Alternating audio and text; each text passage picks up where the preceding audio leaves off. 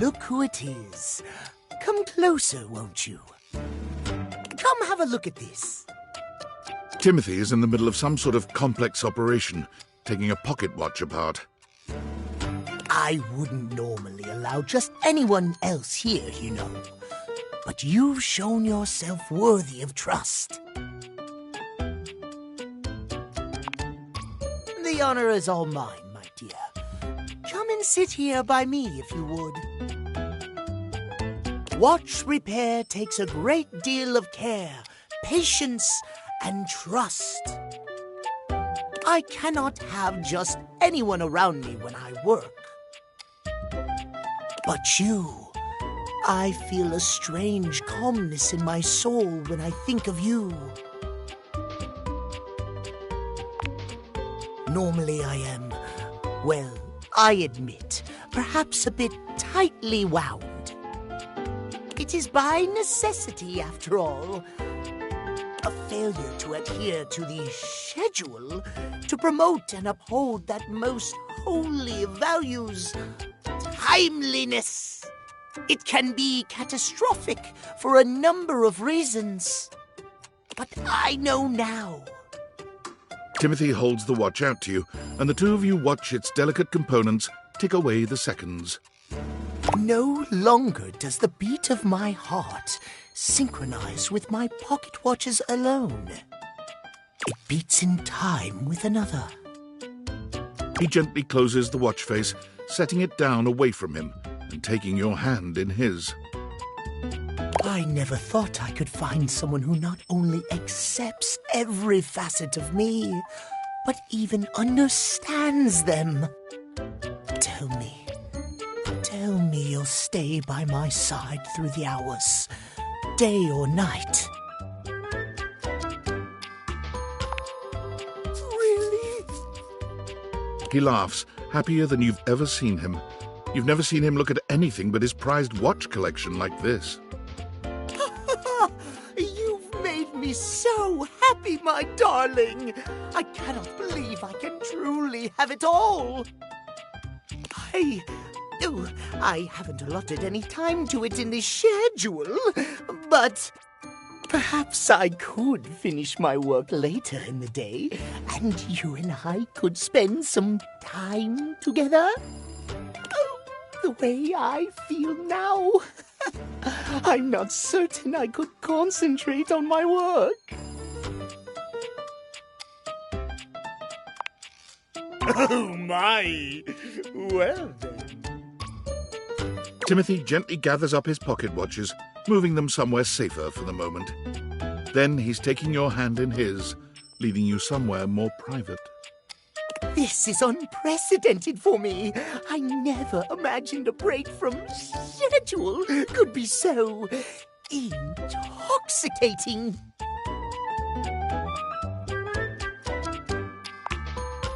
Yes. Timothy's a bit shy at first, but he takes to you quickly. For someone who is so regimented, he's surprisingly spontaneous. You're so wrapped up in each other, hours pass before you even realize it. This might have started awkwardly at first, but now, nothing feels more natural.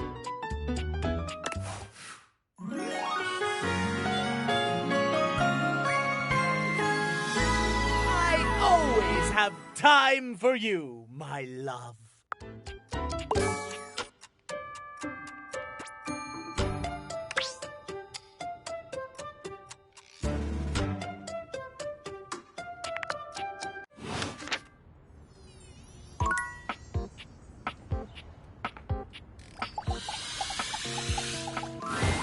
What's wrong with Food Fetch? There's nothing wrong with Food Fetch. There's something wrong with us always using Food Fetch. I was not made to simply reheat pizza. It's the best way to do it. But to make your own pizza, to place your own toppings, arranging them in the masterful design and allowing me to help elevate the dish to the best it can be, that is the stuff dreams are made of. Stefan is upset I told him to warm the pizza up in the oven. Upset? I'm not upset. You told them what you suggested was correct. I just wanted them to have a great lunch. Isn't that what we both want? Of course I do. Who do you think I am? A good meal is the best thing in the world. What did you think? Was the pizza better warmed up in the oven?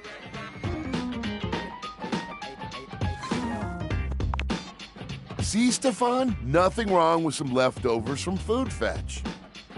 I'm glad you enjoyed that meal then. When you're ready to cook some real cuisine, you know where to find it. Loosen up a bit. Cool Kid enjoyed the food. Isn't that all that matters? You have a point, Freddy. I still think fresh cooked pizza would be so delicious. I can smell the cheese now, and the tomato sauce. And oh, I'd watch it bubble and crisp up. If you're trying to make me hungry, it's working. See? You aren't the only one who knows about food, Freddy.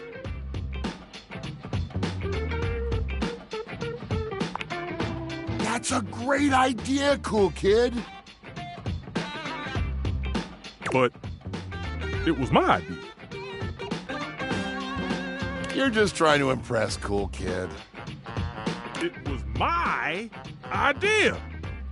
Okay, if you say so.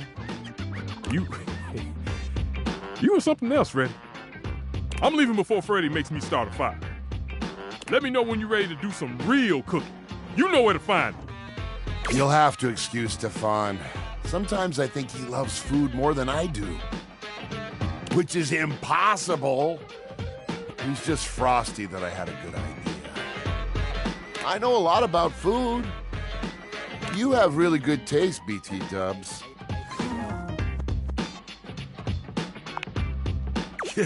I'm just trying to be a cool kid like you. Well, maybe we can chill together more often. I'll be chilling here, waiting for you. Oh, before you go, do you want a snack? Great, here you go.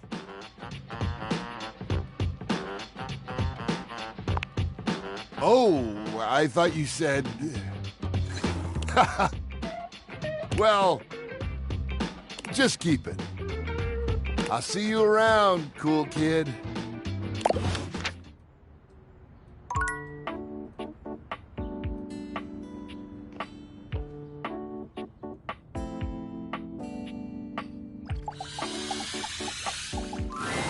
So you have returned.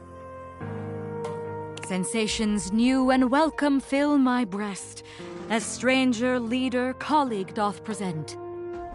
As I now see mine army is but yours, so must I loyal follow in its wake.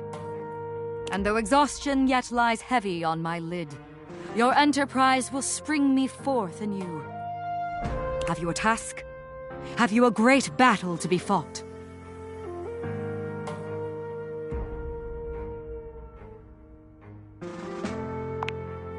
Indeed, the viscous burble before the storm. The boldest challenge, baiting danger's ego, soaking in the bloody moment's grin. Perhaps you would meet the troops that carry out our carnage-minded stratagems. The bold Dipogenes. A group of petite pink and blue beings enter from all sides, grouping around Tidus. There's something intensely dramatic about them. Is it their tragedy mask-like faces?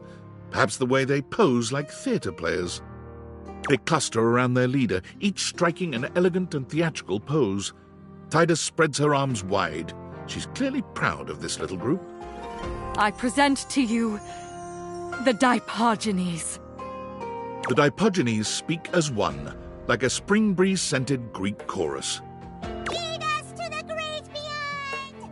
We shall purify and be purified! They are mine to command, though I do not relish in my duty. They are who I deploy into the fray. They bring me victory. They bring us victory. And it destroys them.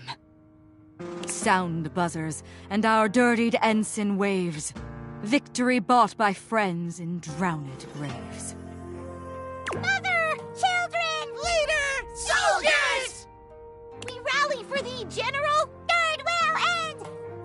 Sacrifice! Sacrifice! Sacrifice!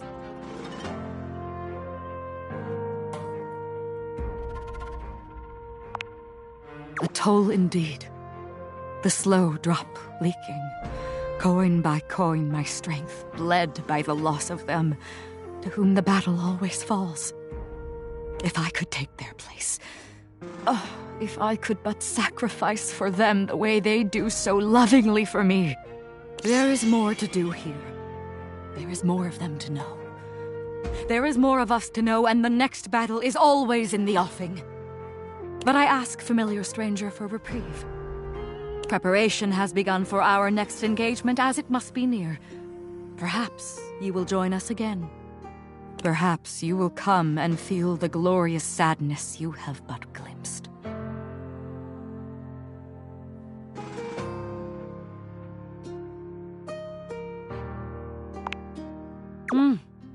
You hold great promise, I feel. Your zeal to be present for the intensity and depth I only let you glimpse. I look forward to your return.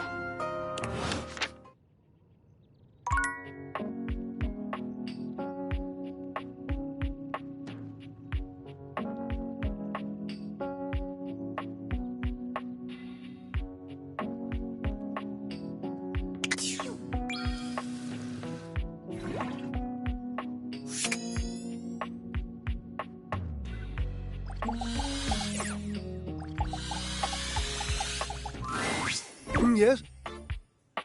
Oh, you caught me at a time when I was, sitting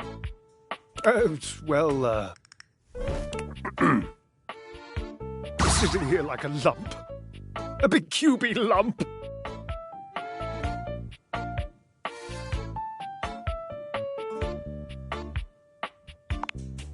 You what? Oh, of course you did.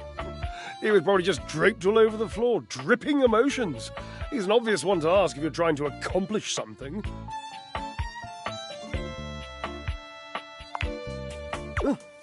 And what did Gilbert and Tragedy have to say? Really? And, do you hate me now too?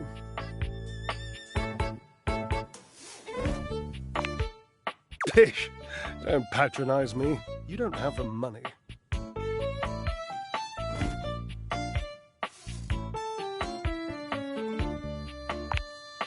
Ha! Now I know you're lying. He was very clear the last time we spoke that he wanted nothing to do with me after the, never mind.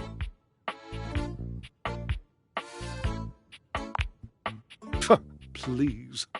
He must have told you.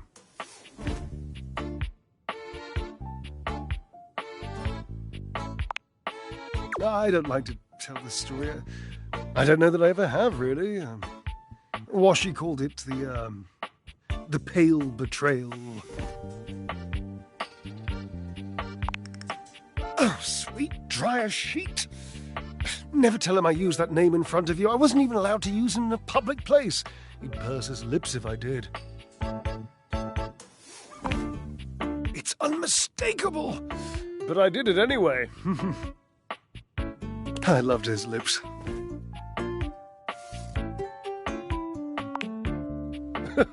So you've noticed them too. I thought I recognized a fellow addict. Lips anonymous, eh?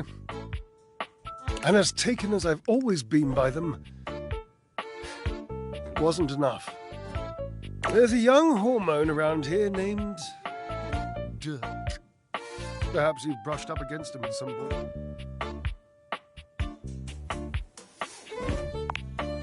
He's hard to miss.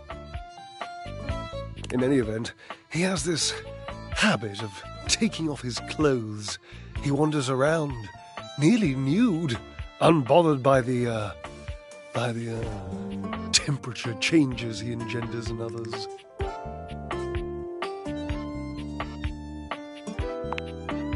Permanent press, darling.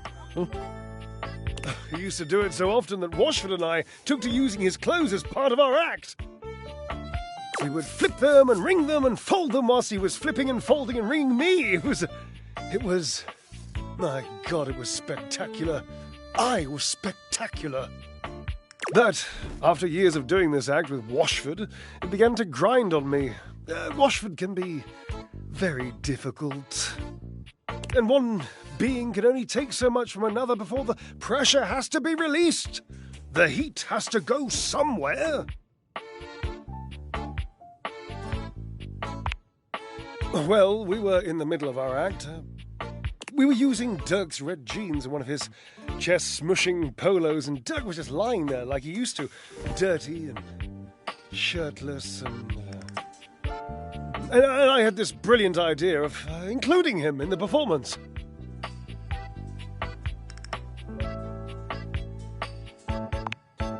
No, I did not, all right?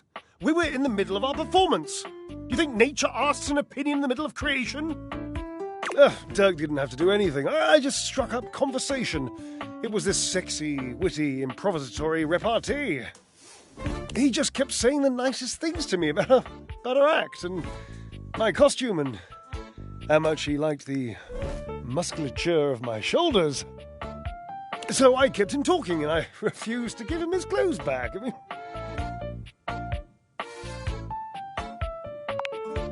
Oh, innocent. You should have seen him glisten all naked. You wouldn't have given his clothes back either. I mean, I would have eventually, yes, but that was the genius bit. I just kept our act going. The last part of the choreography was always Washford passing the clothes to me and then me spinning them around and around, faster and faster. Building up all this tremendous heat, this anticipation, this breathlessness, and then last second whipping them all out into the audience and letting the audience catch them all hot and billowy. So I just kept talking to Dirk, and Washford was supposed to keep holding me and the clothes while Dirk got more and more colourful, and I laughed, and the audience laughed and screamed, and it was... My God, it was poetry!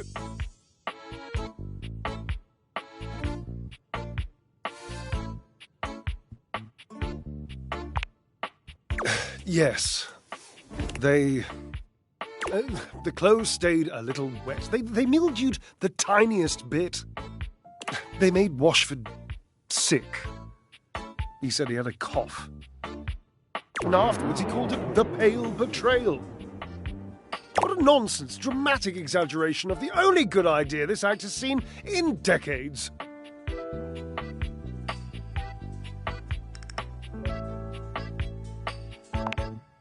Oh, can you point to any? Yes, marvelously original.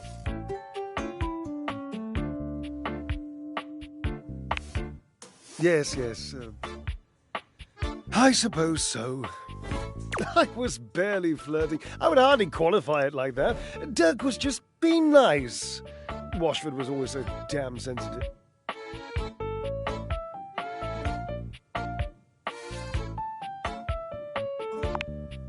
I wasn't really flirting. He was being complimentary, and I was playing along. If that's flirting, then I need practice. I was performing. I was making our act better in the process. So, what's the harm?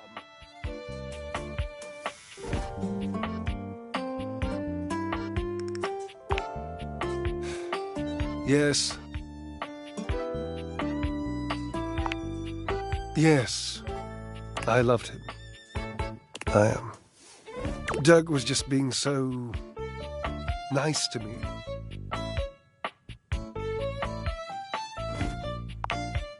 No, not nice. Of course not. Just Washford can be so mysterious. You know, he can be very difficult to read. Sometimes I didn't know where I stood with him or how he felt. It was just nice for once to be talking to someone whose every other word was how wonderful I am. Dirk told me I had inspirational extension. And I do! You haven't seen it, but I'm basically one of those nesting ladders.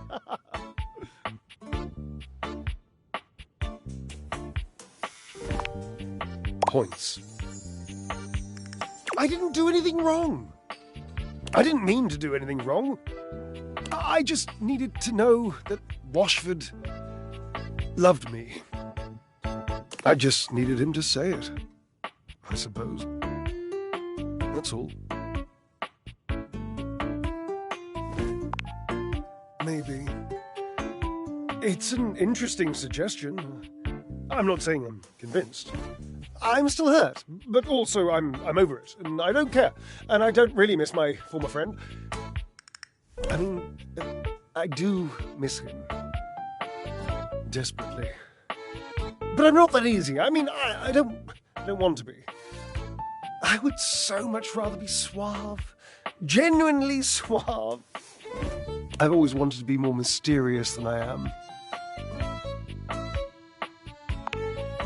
You sound like Washford. How do you know he even wants to be with me again?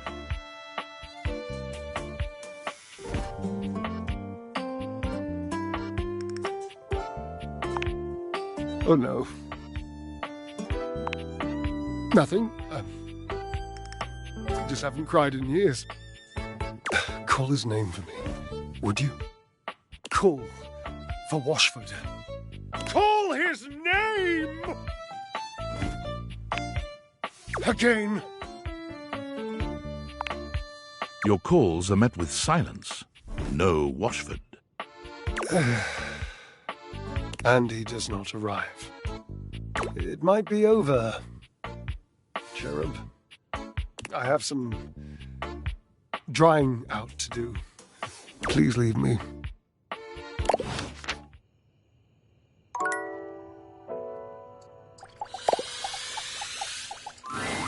Ah, you are returned. Each sunrise should be greeted with the same surprise and gratitude. I am, as you might have gleaned, glad to see you. I've been thinking about you. I've been thinking that we have had our disagreements. There have been several moments I wanted to toss you out on your derriere and watch you bounce, flopping on the floor with your silly modern notions jangling around your skull. But then, I have thought that I have respected you. There are so few beings who would ever disagree with me out loud, much less over time, and even less than that with respect or with curiosity.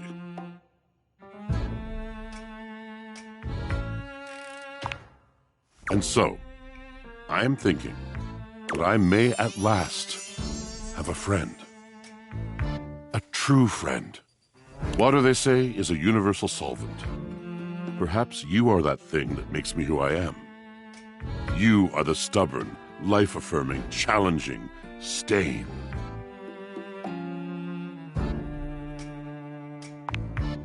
Yes, precisely, in the best possible way. Do you accept?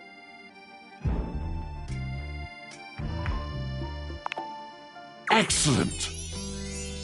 I am speechless. I don't have the faintest idea what to say now. Indeed. Yes. Ah.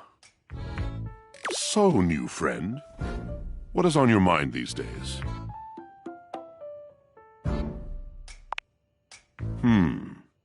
Drysdale. And what about him? My other true, if lost, if irretrievable, friend.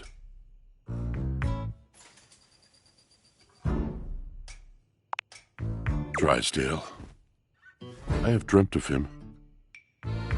His face has been before my eyes like a veil, covering and coloring my world for longer than I care to recall. I do love him, but do you find that there comes a moment when love itself is not enough? This love was so outsized once that it could hold the mistakes and the pain, but it has deflated. And well, if he will apologize, if he will see what he did and how it hurt me, the love will be free. I will see him anew, and we together will leave that ugly country.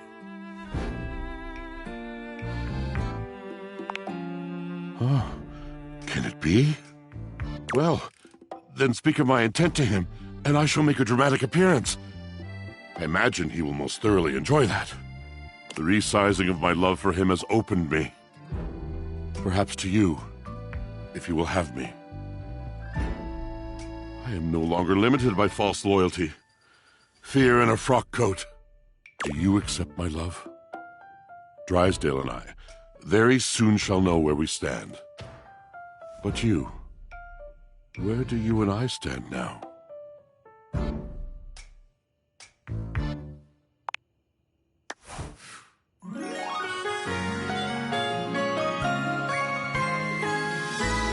drop of water will seek its source, so I shall seek you, always.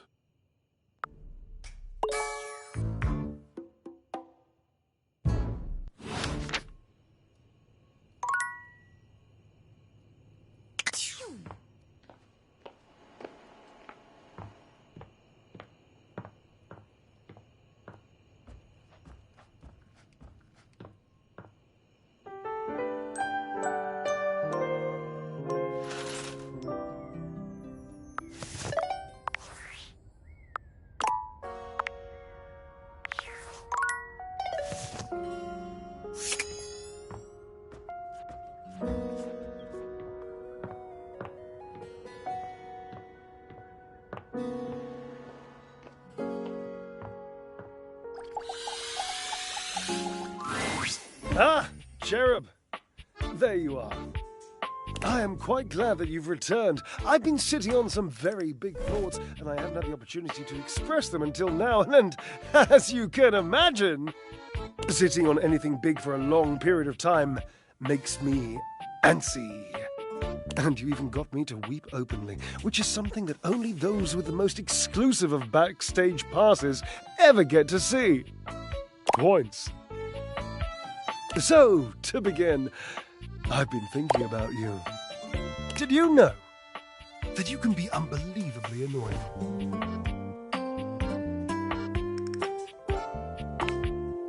Oh yes, frustrating to the point of nausea. But I have to tell you, I like it. I know, that expression on your face. I'm assuming it's shock, yes?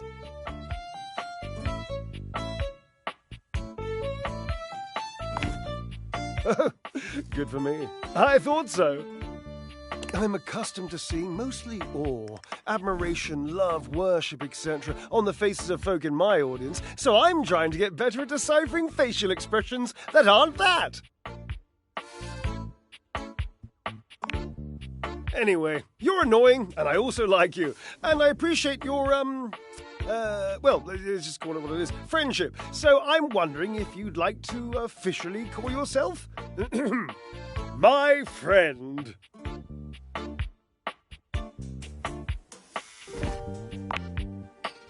Do it we shall.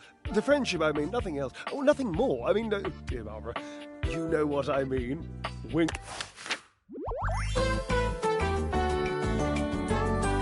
You and me against linoleum, Cherub. Ha!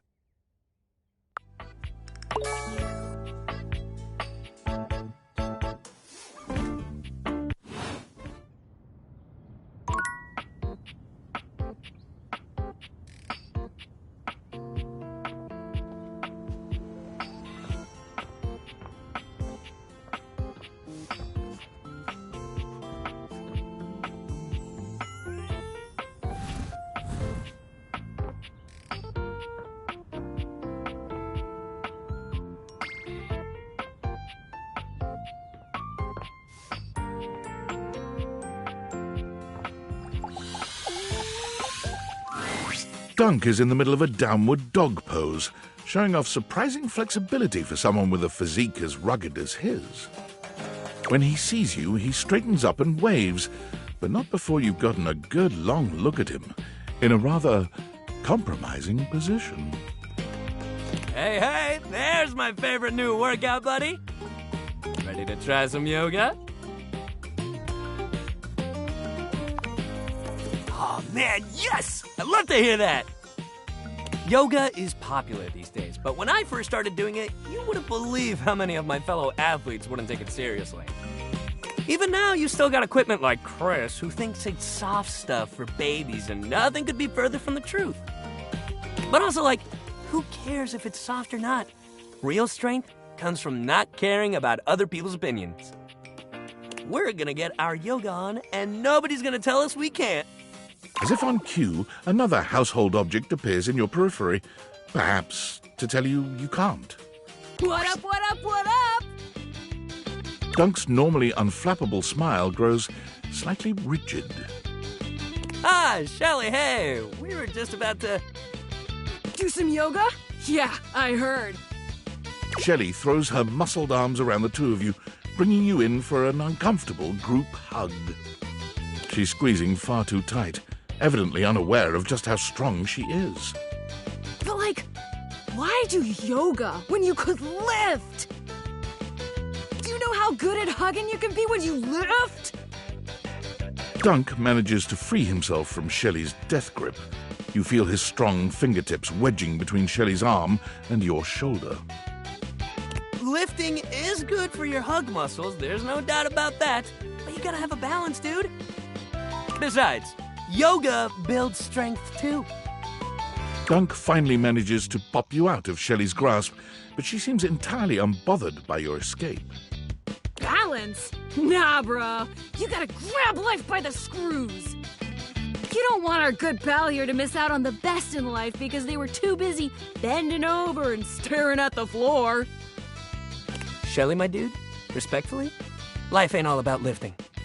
Shelley's mouth drops open, as though Dunk has just said something absolutely unthinkable. It might be a good time to intervene. Exactly.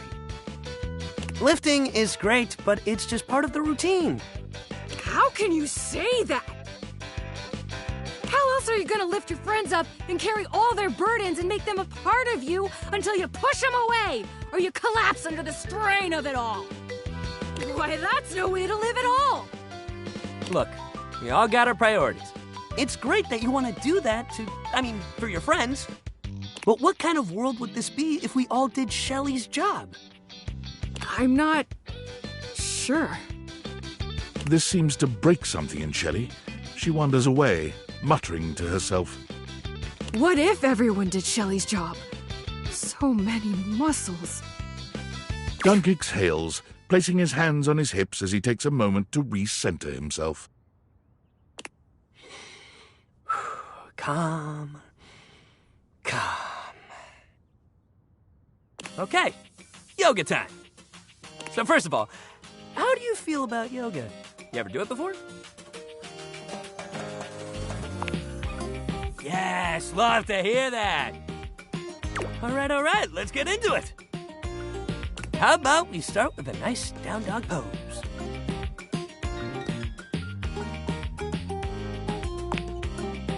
Can do. Okay, just go ahead and put your hands down in front of you, like this. Dunk demonstrates the move for you, placing his hands on the floor and bending down in a V shape. His movements are fluid and easy, and when he's done, he turns to look over at you with a bright smile. Make sense? Your turn. You bend down into a decent downward-facing dog pose, keeping your feet shoulder-width apart and placing your hands palms down on the mat ahead of you. Your body forms a graceful triangle shape. Dunk is elated to see your excellent posture. Yeah, that's it. You're killing it. Now, see if you can lift your leg up behind you so you're in a kind of standing split. Dunk lifts one leg from the ground until it's parallel with his arms, continuing even beyond that until he's in a proper split. He's surprisingly flexible for such a big guy.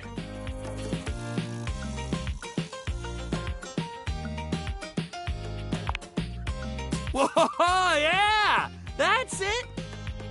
See? You've already got such a solid base! Dunk leads you through several poses, encouraging you and guiding you wherever you may need. He's an excellent instructor, always considering your body's limitations as he takes you into your next position. By the time you're done, the two of you have worked up a good sweat. There's almost a sort of intimacy to the whole thing. You can't really remember the last time you did something like this with someone else. This is great. You're doing real good. Why don't we cool down with a nice cross-leg sit here? Dunk motions to you to take a seat across from him on the mat. As you take your place on the floor, you find that for once his boundless energy has simmered down just a bit.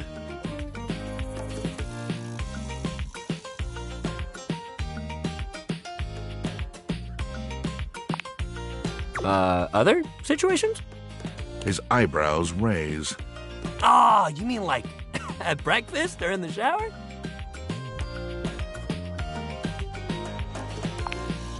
I do. He looks at you for a very, very long time. Neither of you speak as he tries to make sense of this. Eventually, he nods, very slowly. Oh, I totally know what you mean. Hey, I 100% gotcha. All over it. But, like, pretend I didn't know what you meant.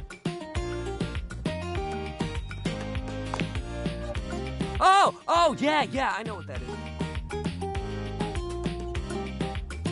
He waggles his eyebrows at you, giving you a grin so broad you can practically hear a cartoon sparkle sound effect as he reveals rows of perfect teeth. Yeah, I mean, I respect the yoga, you know. But some of them definitely have their uses in the bedroom. Or in the locker room, under the bleachers. Maybe when we're done with our little circuit here, I'll show you. Me too. Sex rules. Dunk breathes in deeply, in and out, seeming to relax further for just a moment. And then he's clapping his hands together and back to his usual energetic self. Great workout today, man. Really, you killed it. Next time, we're gonna do some good old-fashioned sports. I'll even let you choose the ball. Hell yeah, that's the attitude.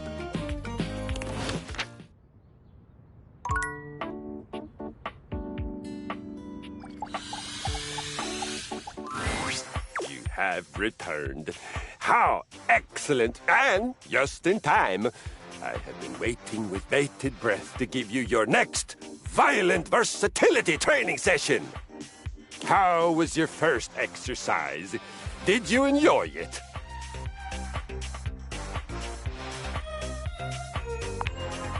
Yes! Harder! Always harder. We train so that we are always as hard as can be. I am proud.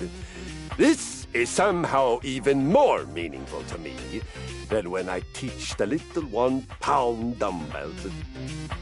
They are cute, but I think they would probably make mud pies out of cow poop if I told them to.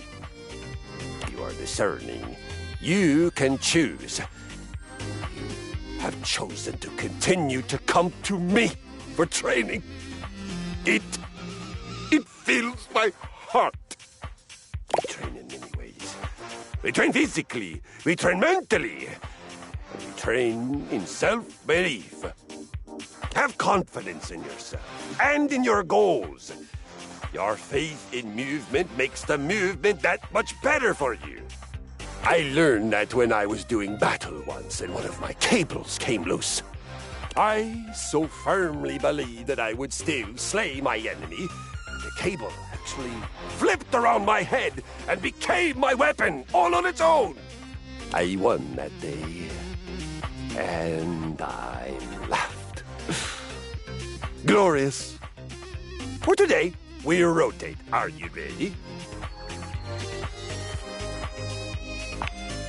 Rotation is vital for our situational awareness.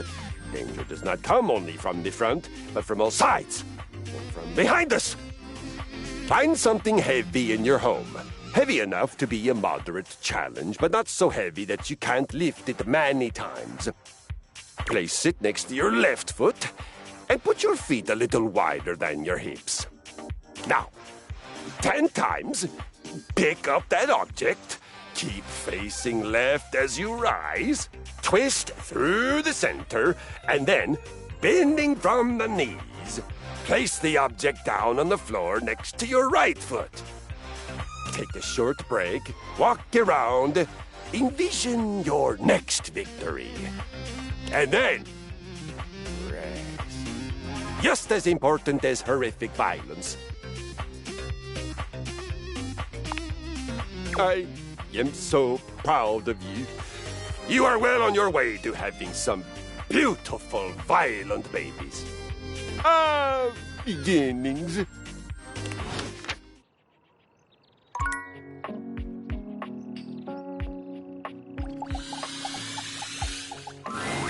You find Stepford polishing his well-muscled arm vigorously. He appears to be muttering to himself. Oh, hey. Sorry, I'm just trying to get this spot out. Not sure if you've noticed, but I've gotten a bit, bronze lately. That's sweet of you to say, but I know you can see right through me. I don't know what I'm gonna do about it.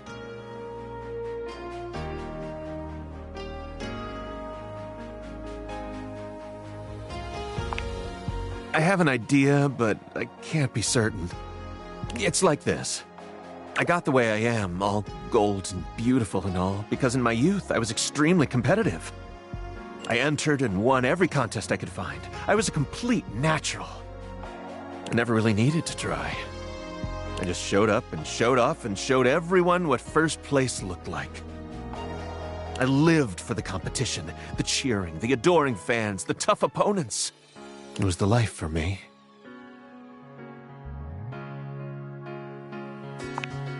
Bingo. If we stop competing, we turn into showpieces. Our gold starts turning to silver and to bronze.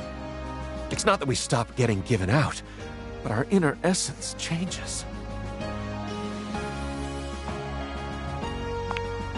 It is. Eventually, we come to a turning point. It's either get back in the fight and risk the arena once more, or retire and spend our time polishing up, clearing away the patina, and covering up what can't be cleared away.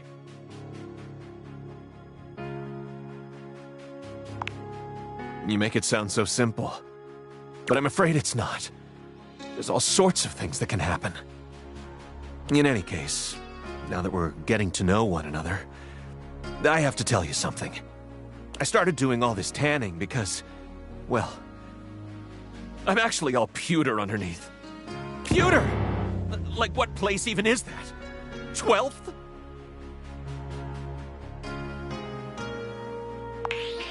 That's so unsexy I can't even deal with it. I'm afraid the time of decision is upon me. You think I should? Maybe you're right. Thanks for talking to me. I think I'd better think about this for a bit. It's not an easy decision. If I compete again, I could get hurt or even lose. And I don't think I could bear that. Come see me again sometime soon, okay?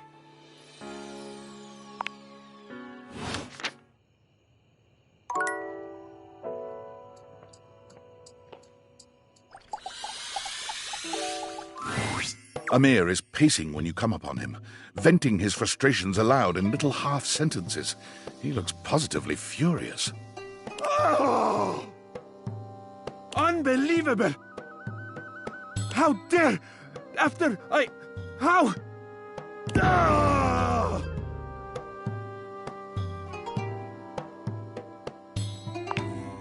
What? No. Perhaps. Why do you ask? You are so perceptive, Juna. I love that about you. I suppose I am feeling a bit stressed. There have been some tensions lately. I am ashamed to say I have been clouded by them. That talentless, low-pressure hack of a singing shower steamed up the entire bathroom again while I was taking my beauty nap. And while I was resting, Jean-Loup drew all over my face in the steam. He gestures to himself, Jean-Loup's crimes evident all over his reflective surface. Look at this! Just look! Look at what he has done! His greasy little toilet prints will never come off. Who does he think he is? I cannot stand to be in the same space as him.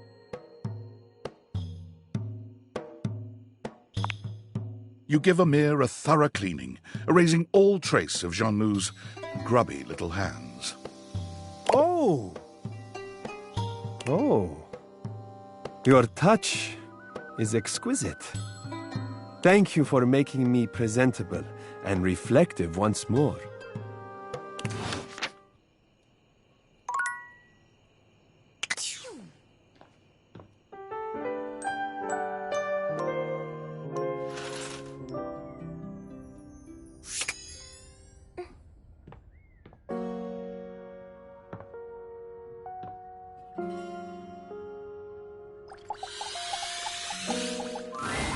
You've made some good friends inside here.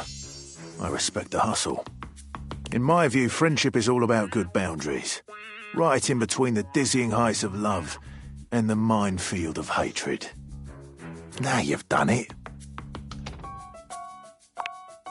You're thinking of getting involved with some of the biggest miscreants round here.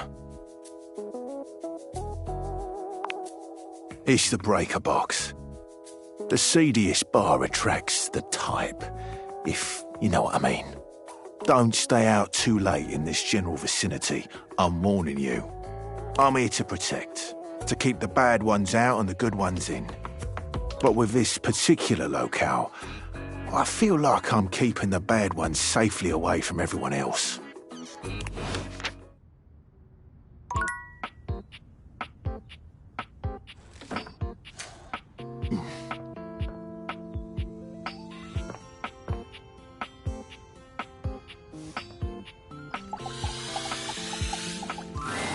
A flowering beauty waves at you, her radiant smile inviting you closer. Abundant plastic foliage frames her pretty face, and a little inanimate hummingbird rests on her shoulder. She looks rather like a fairy tale princess, and the delicate way she carries herself does nothing to belie that impression. Oh my gosh, hi! I'm Prissy. You probably already know that.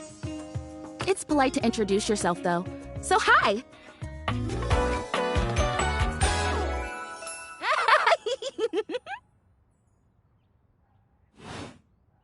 This is so funny that you're standing there.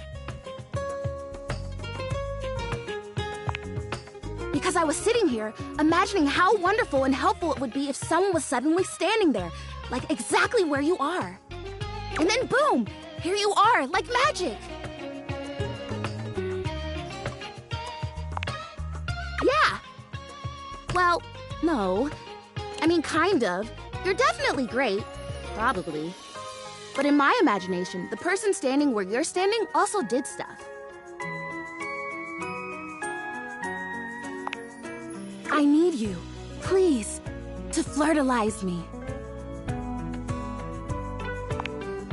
I get your confusion. It's totally understandable. Here's the thing. I am a plant. Yes. Plant-like? I mean, what that isn't a plant looks plant-like.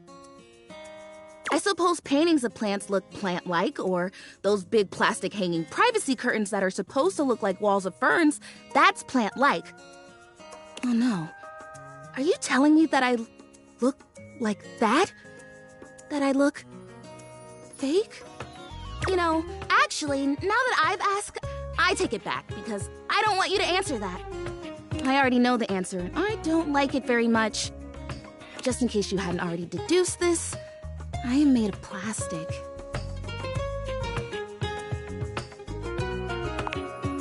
Oh, well, then great. Glad we're already on the same page. Even saying that word. Plastic. Ugh. Anyway, I am made of plastic. I would really rather not be made of plastic. I would rather be a real plant. I want to grow, I want to reach for the sun, and I want to feel the photosynthesis in my leaves. Right now, I mostly feel dust and that Labreeze, your room is clean now, smell good spray. Which doesn't actually smell that great, if I'm being honest.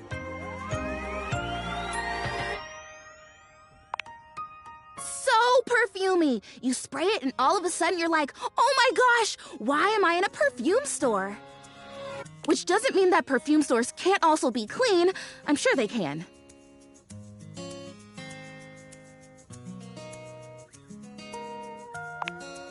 Oh my gosh, we have. We started talking about... Wait, what were we talking about? Doesn't matter. I'm pretty easy to distract, as you might have noticed. Let's get back to the Flirtalizer. This is really important. The Flirtalizer is the result of months of dedicated study on my part to find a substance that will... Drumroll, please. Make me real. Prissy presents you with a green jug, covered in pictures of flowers aggressively mugging for the camera. This is about what you expected from something called Flirtalizer.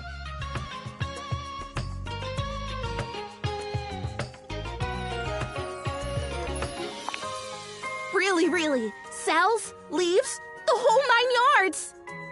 I have done so much research. I can't even tell you. And this is the answer. The gold standard for making plastic into chlorophyll. I just need you to give me a good dousing right at the roots and then stand back and watch the magic.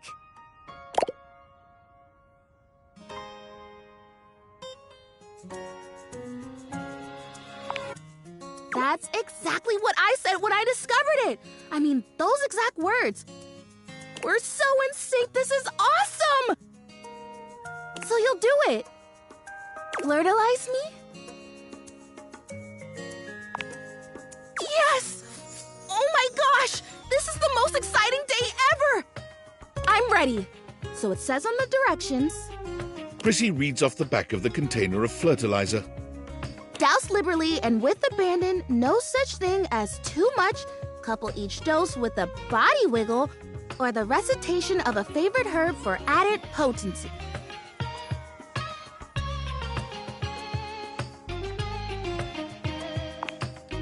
I know! I love the honoring of all these magical elements. So excited! Douse me!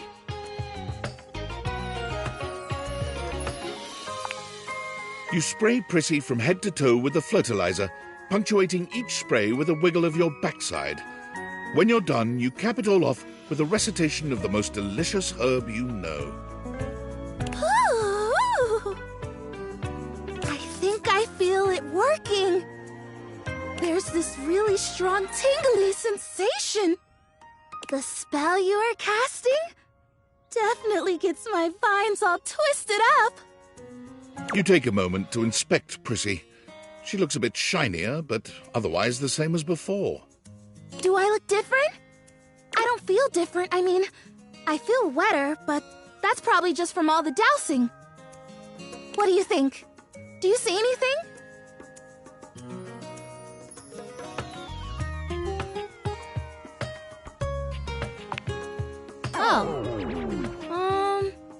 Well, shoot. This was a result of a lot of research and a lot of investment. Like, heart investment. But it's okay, because it was also my first real attempt, and all great endeavors have failure before they have success. So, I'll try again. Hey, would you be willing to help me again? If I need it? Thanks, I am fun. Well, I better go dry off. Don't want to risk mold and mildew.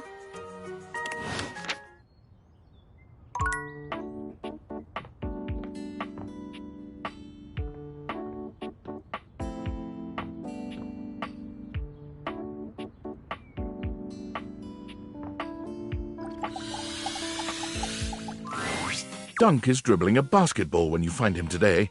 He handles it with a practiced ease, bouncing it between his legs and twirling it on the end of one finger. Hey, you made it! passes you the ball. You...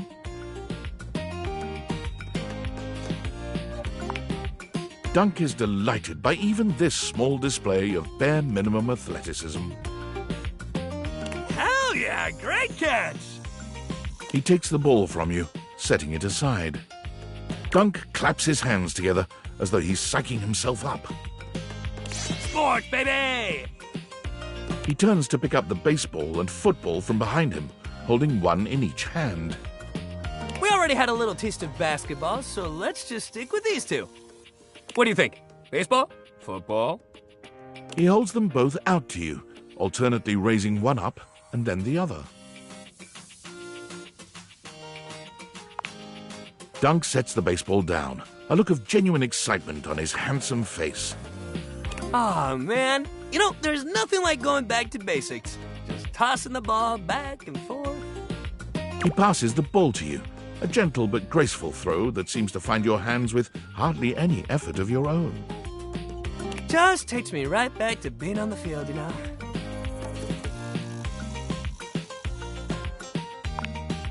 Sure did. Most of my existence, really. I haven't really done this since I turned down getting drafted. Everyone wanted me to do it, but it just felt like getting paid would ruin everything. It wasn't about the love of the game at that point. My dad was real mad at me when he found out I turned down the big leagues. It was his dream, and he just couldn't understand why it wasn't mine, too.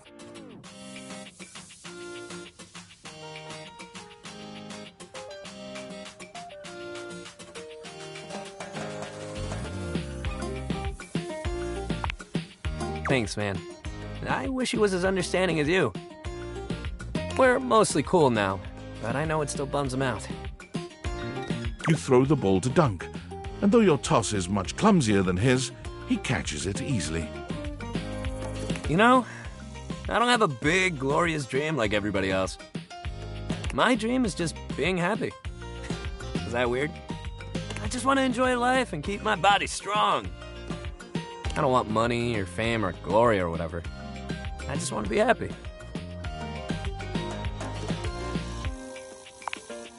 Yeah?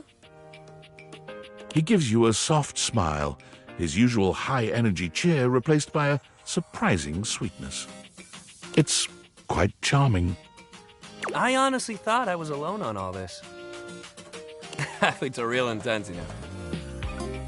Every single sport I've played, there was always a bunch of people around me making it way less fun than it could be. Everybody just wants to win or be the best. What happened to just having fun?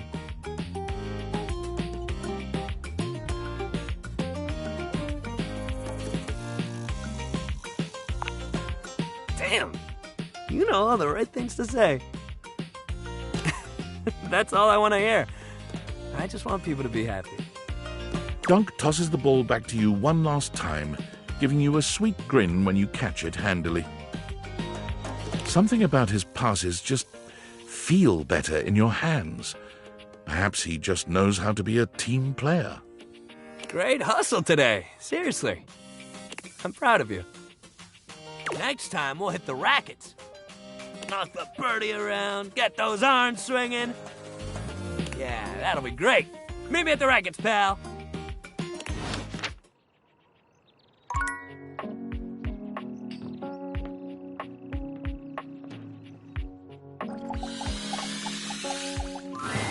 Ah, my very favorite reflection. Did you need something?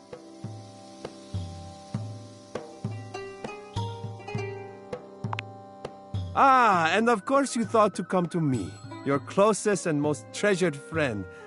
I am touched. You have also made the correct decision. There is not another being in the house who can pep you like me. Tell me, what is troubling you, What do you mean you are not feeling yourself? Of course you are not feeling yourself. Look at you. Look at yourself. Really look.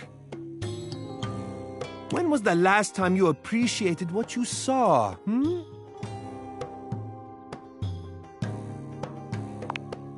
Exactly. You're not feeling yourself because you are not seeing yourself. How can you appreciate what you have when you are not willing to see it?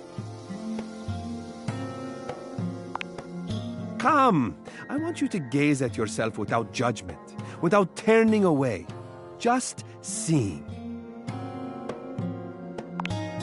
Good. Do this for 30 seconds. Starting now. You look at Amir, and he looks at you. Neither of you saying a word. Mm-hmm. Mm-hmm. Mm-hmm.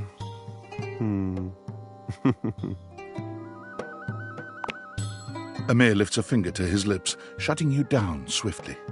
Shh! No talking, only seeing. You continue to stare at each other. It's difficult to look so directly at someone as gorgeous as Amir. Mm-hmm. Mm-hmm. Mm-hmm. Khob, you may talk now. How do you feel?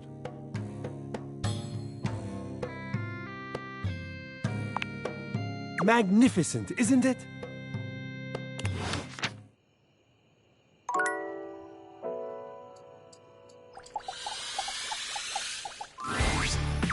Back again, huh? Brave of you with how you've been treating me.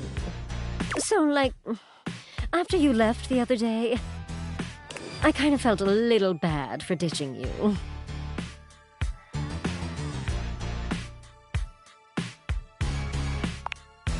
Oh, don't be sad.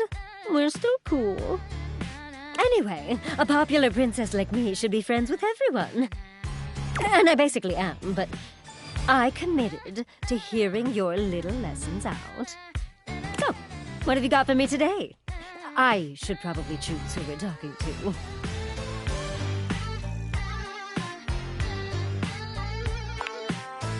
Good, you should. I only have to make good choices. I got a real great one for us today. She points at your bathroom mirror, strolling over to look at herself. Amir! Amir steps forward, greeting Bathsheba with a kiss to each cheek. Bathsheba, my darling, I am truly blessed by your beauty. Oh my God, stop. No, it is true. Just look at yourself. The way your just-bathed curls frame your perfect face. The gentle peek of your décolletage from your robe. Class and sass in equal measure. God, I like you.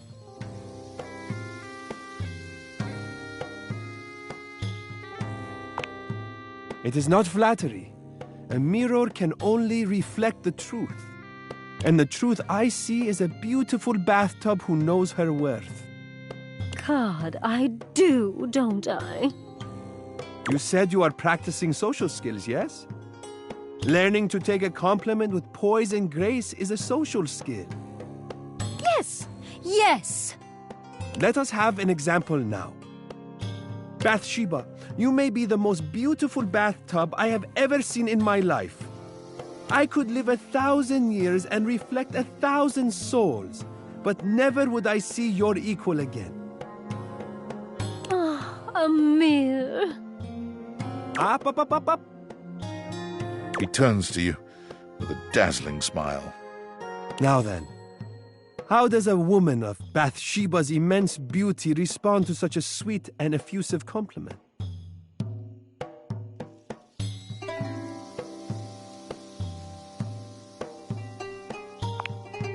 That's nice, I guess. A little too demure for a queen like me, but nice. Humility is for peasants. Royalty knows their value. Okay, but like, what if someone doesn't compliment me? Is such a thing possible when you look the way you do?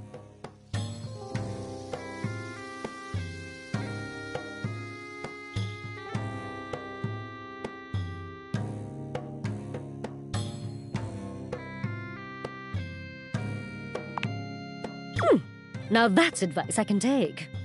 It suits a tub of your unparalleled grace. If they cannot treat you the way you deserve, then you will let them know. And if they still cannot, simply walk away. God, we should have just started with you, Amir. You really know what's what. I am only a reflection of you. All that taste is yours. You see what I mean? He gets it. What a great time.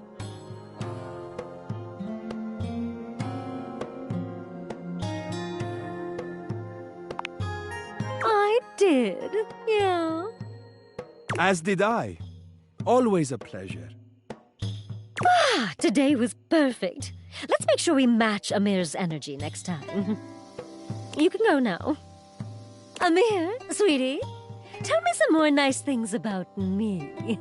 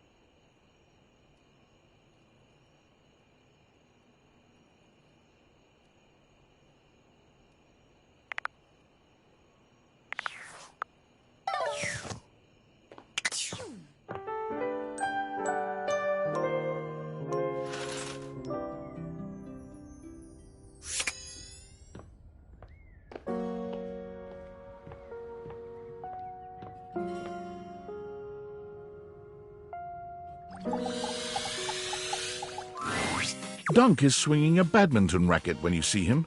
His muscles bulge with every powerful stroke of his arms. Hey, welcome to Racket Day! He hands you a racket before you can voice any objection.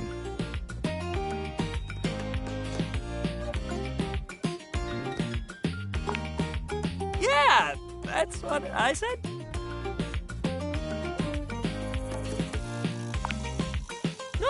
No such thing as a dumb joke, buddy. All jokes rule. Anyway, we're gonna be doing some badminton today. After all, shuttlecock's in the name, baby. What kind of sports guy would I be if I didn't let you bat the old shuttlecock around for a little while?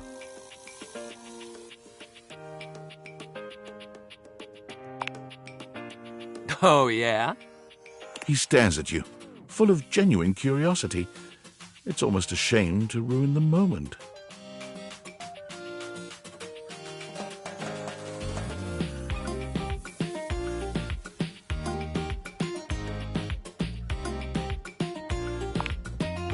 Don't get to as much as I'd like to these days. I don't really get around the house. And everyone in here is, well, they're hot and all. But they're real intense. All right, so badminton. You might be thinking to yourself, what's so bad about it? But that's the thing. Nothing's bad about it. It rules. You just gotta get past the funny name. It's a great sport for beginners because it doesn't take too much strength or balance to get started. You just gotta have a little hand-eye coordination. Rad. You'll do great then. Great thing about badminton is you don't need much to get started. You got your racket, your shuttlecock, or your birdie. Or hell, your shuttle if you want to call it that. Just don't call it a cock. Nobody appreciates that.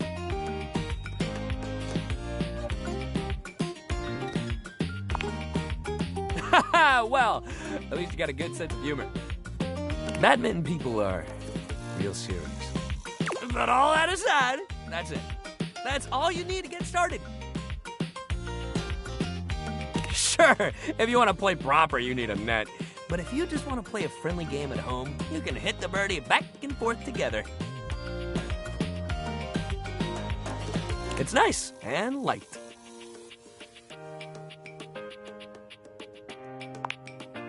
Hell yeah! Dunk hands you the shuttlecock. You should start. It's easier to serve than it is to return one off the bat. So go ahead. Dunk returns your graceful serve with a swing that puts yours to shame. But he doesn't gloat when the shuttlecock sails past you. You know my old man as a shuttlecock? That's where the family name comes from. You'd think he'd have wanted me to follow in his footsteps, but I guess he always wished he could play football instead. I always thought badminton was cool, you know. But he never felt like it was enough glory, I guess.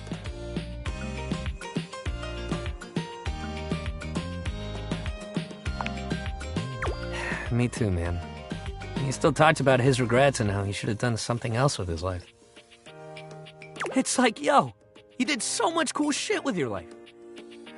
You went to championships, you traveled the world, and you had a family. Dude, don't we count? You're not happy about that?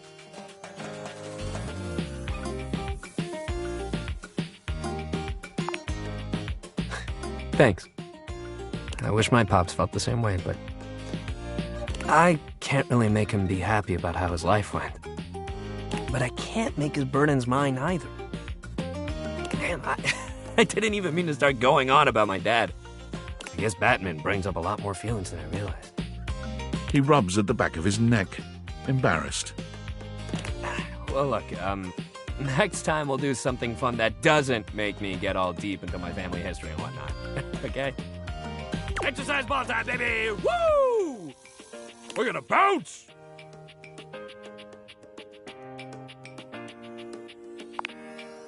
Hell yeah! Exercise ball! Let's bounce!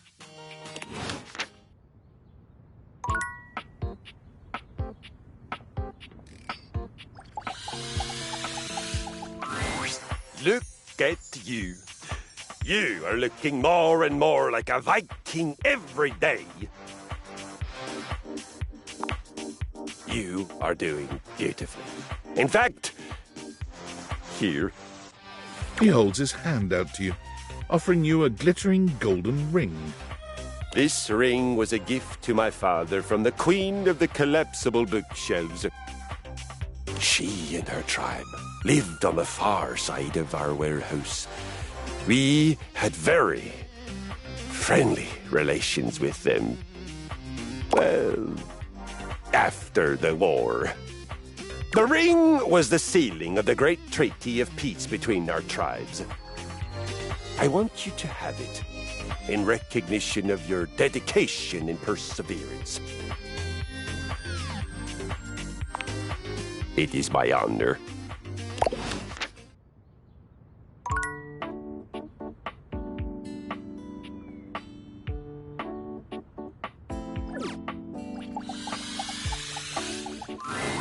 Stepford is pacing when you find him, giving himself what seems to be a pep talk. Come on, Stepford, just go sign up for it. What's the worst that could happen? A lot, that's what could happen. Yeah, I better avoid it altogether. But what if I won? What if? Oh, it would be everything I've ever dreamed of. Oh, I don't know.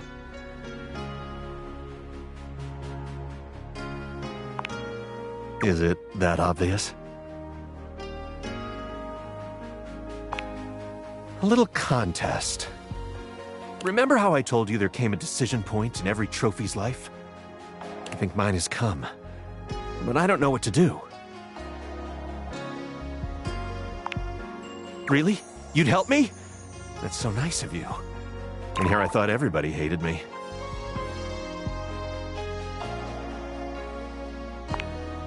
Alright, so here's what's going on. For years now, the house has hosted an annual Trivialetics competition. It includes a combination of difficult physical challenges and trivia challenges about objects found in houses. It's always a fierce competition, and everyone comes out to watch. The crowds, the cheering, it's my favorite thing. It is. Every year, I am presented to the winner as a trophy. It's truly an honor. I spend days preparing. After all, I absolutely must have the chiseled physique that aches to be handled. The dazzling golden tan that captivates the eye, and the sly, mischievous smile that just... naughty, but also, let's see if it works later. Anyway, I always get brought up on stage, making my big victorious pose. And I listen to the cheering fans, and...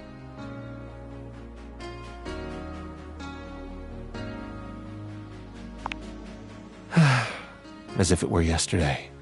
And, well, those cheers, I wish they were for me. But they're never cheering for me.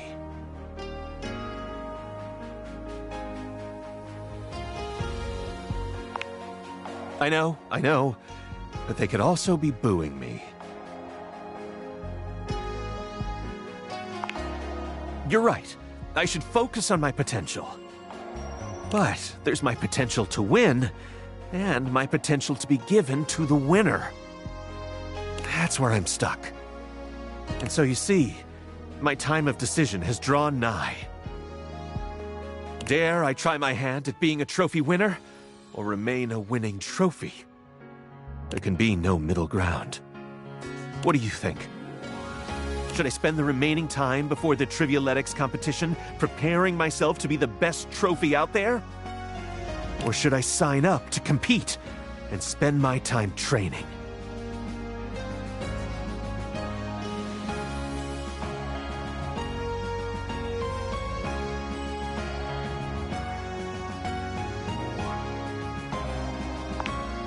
My gosh, I'm gonna do it! That was the push I needed. I'll go right now. Wish me luck.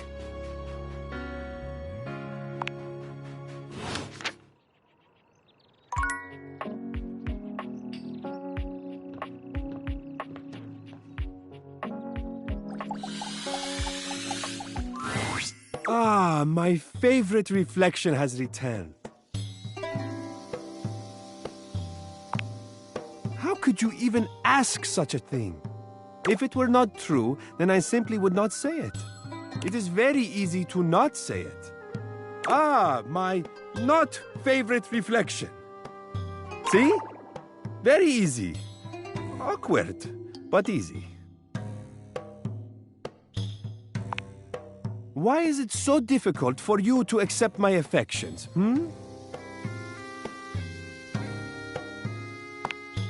Perhaps you are overcomplicating it.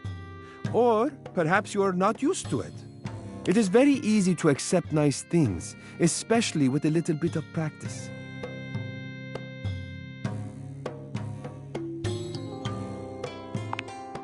I don't understand. Why would such a thing make you nervous?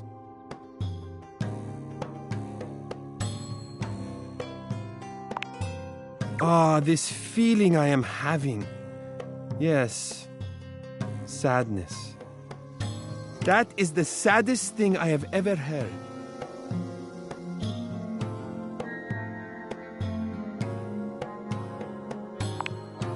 No, you are not sad. What you said is sad because you believe it. You deserve nice things and to be treated with tenderness. I am sorry for whatever happened to make you believe otherwise.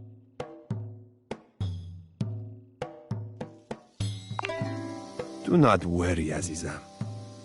I will make sure you receive that care from now on. If you will have it, that is. My care, my affection, my love. All that I am, all that I have to give, I lay at your feet.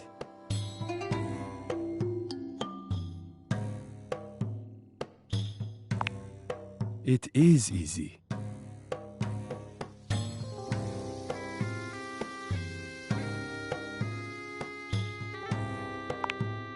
You misunderstand. I am not asking anything from you. Offering you my love is easy because it is what I feel, what was in my heart from the moment I first caught your reflection. It beats for you, and only you. It is yours completely, without question. Whether you choose to accept it or not, the answer is the same. It belongs to you. Nothing could be easier than giving you what is already yours. دورت بگردم عزیزم. Will you have me?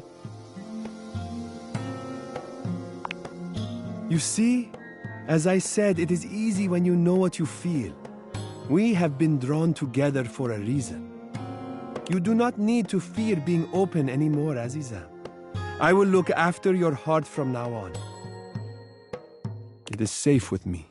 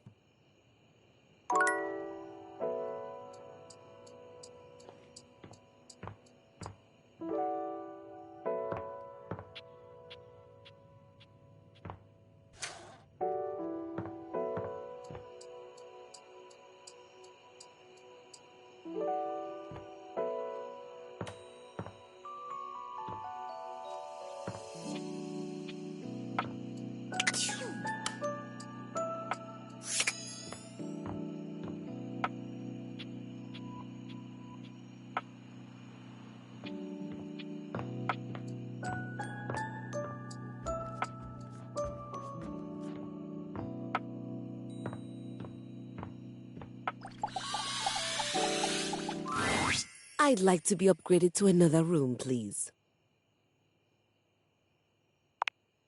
Up until recently, only 3 things. As of this morning, I've discovered a 4th.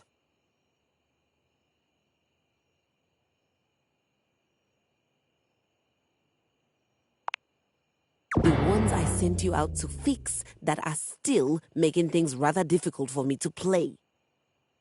No, the 4th wrong thing here is, well, it's Telly. He's in my direct line of sight, and that simply won't work for me. He's a menace, a distraction, and he's sabotaging my sonata. Do you know what he did this morning? He was on non-stop, and I mean non-stop. You try holding a tune in your head with all of that color and sound flashing at you.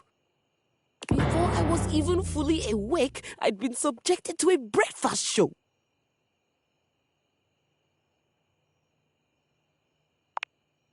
Very much so. There was quippy banter, a cooking segment, and a human interest story about a 3-legged crossing guard dog named Champ. Then came the local news, where I learned that apparently there's a cat burglar on the loose. I doubt it. It looked nice. There's no shame in being poor, darling. What was I saying? Right. After the local news, I had to watch a game show, then a two-dimensional cartoon. Nowhere was there any of the classics being played. Nowhere was there a piano, cello, no harp to be found. In fact, the entire time this was happening, there were non-stop commercial breaks for the same payday loan company, which can only mean one thing. It is the lowest form of musical composition I have ever heard.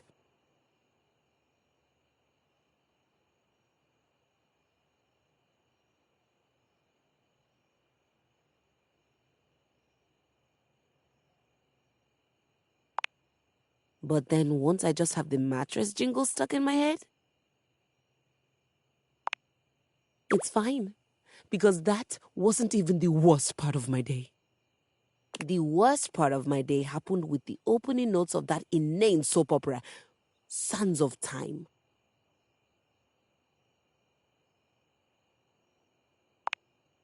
It was the most ridiculous 40 minutes of my life. Time I could have been using to write my sonata. There was seduction, scandal, and this lady named Charlene pushed her twin off a cliff and then went home to sleep with her husband. The twin's husband. The sister. The dead sister. Who turned out not to have died from the cliff, which just seems impossible. I can't believe I spent my entire day on this nonsense.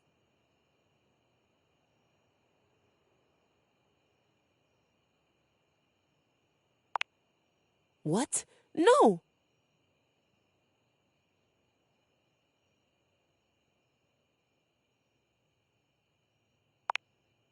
Hope?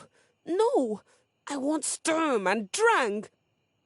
And now I'm going to be forced to watch Sands of Time tomorrow as well to find out what's going to happen next. I feel hoodwinked. Soap opera has the word opera in it, but it isn't musical at all. Do you think Telly would let me watch the next episode tomorrow?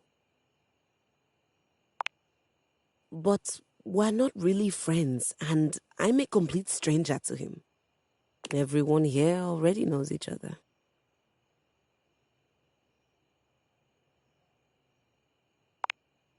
And then what?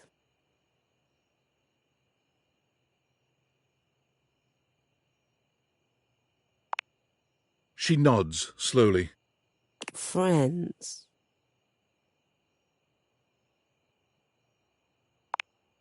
I've had colleagues I admire to the point of crippling jealousy. That's kind of like being friends. No. God, no. You don't root for the competition. You rip off their heads and paint the inside of your soundboard with their blood. Good.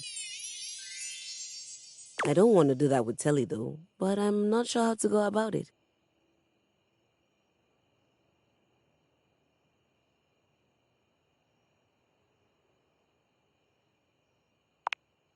Isn't that a little creepy? I've never even talked to him. And if I'm not,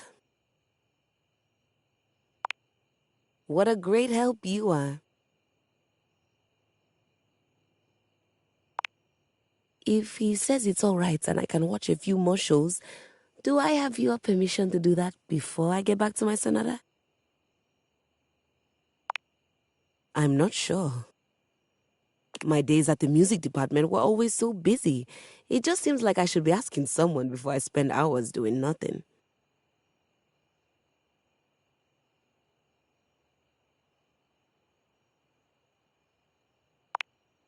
That's a relief. Thanks, Maestro.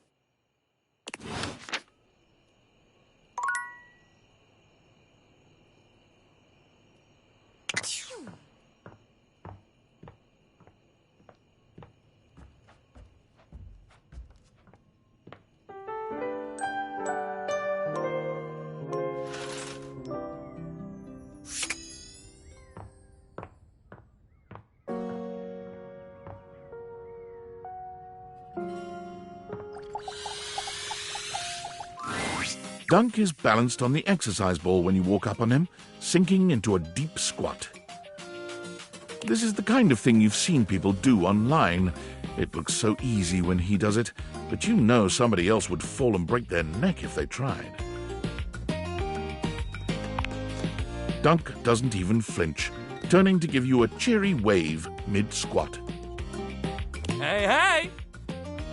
Dunk doesn't just dismount from the ball, he backflips off it, striking a ridiculous pose and giving you a cheeky grin. I'm so glad you're here. The exercise ball is one of my favorite pieces of equipment. We've done a lot of stuff together, you and I, but this one is really gonna be one of the coolest.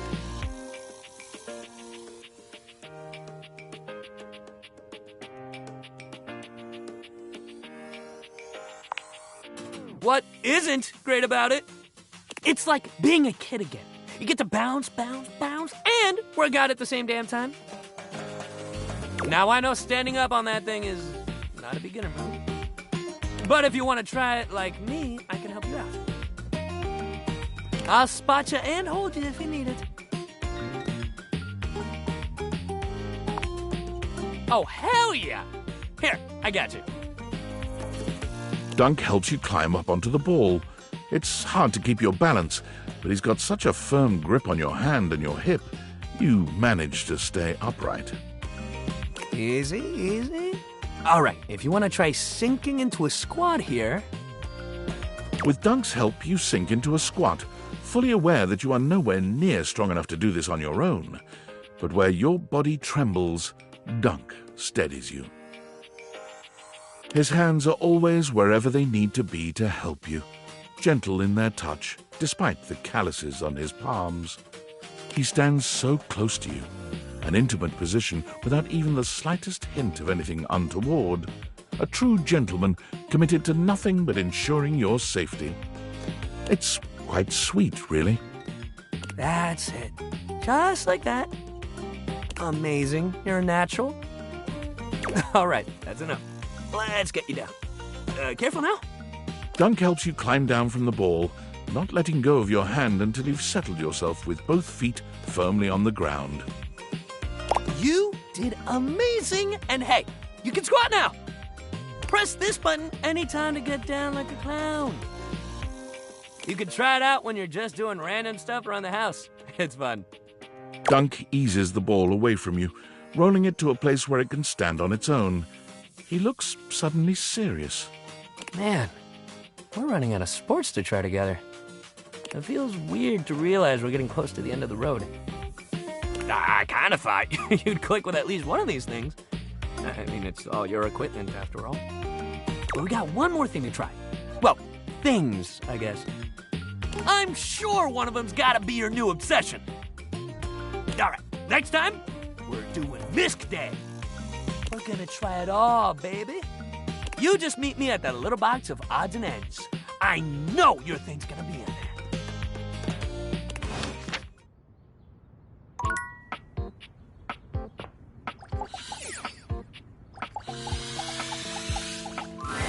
My good friend, here is our last workout together, our final violent Valentine.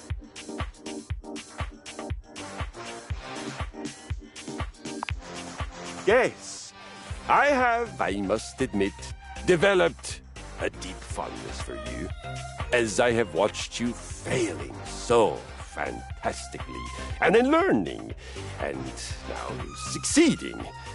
Winning so brilliantly, I have come to feel affection. I have come to feel that with violence done together can also come the gentle and rewarding sensation of love. I believe that I have come to love you for your hard work, for your truthfulness, for your playfulness. And I thank you for giving me the opportunity to experience this feeling. As you know, I am an explorer and an adventurer, and I will try anything once. Anything. But I have never tried love like this. And it is beautiful.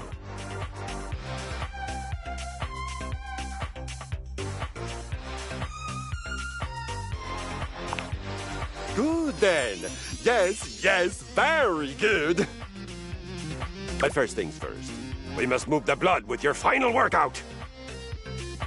For this workout, we will do 30 minutes of whatever the heck we feel like, and then move on to the main course. Have you ever heard of the Viking's Vengeance?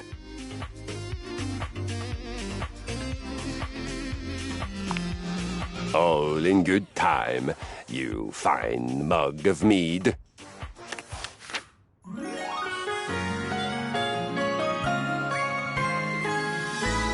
Love, we fight.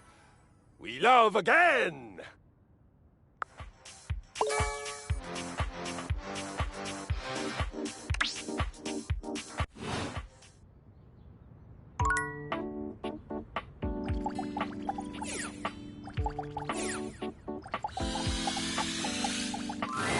Great to see you again. I'm signed up for the competition. The other competitors are really good. Like, really good. I guess I'm ready to start, though.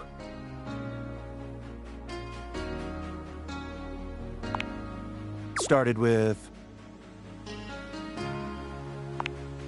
Oh, yes, training. I'll start by, doing heel lifts. Yes, and then, I'll do some eyelash touches? If I say no, can we still be friends? Okay, so I've never trained, but I'm already very disciplined. I just need a game plan.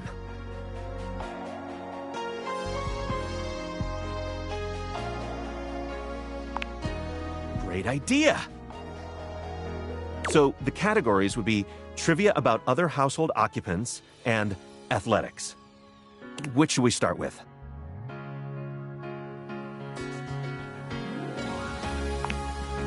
I love it. Stepford claps his hands together, perhaps psyching himself up for your training. Puts on a brave face. All right, what should we do? The competition involves gymnastics, track and field, and, what was it again? Oh, right. Topless oil wrestling. What should we do now?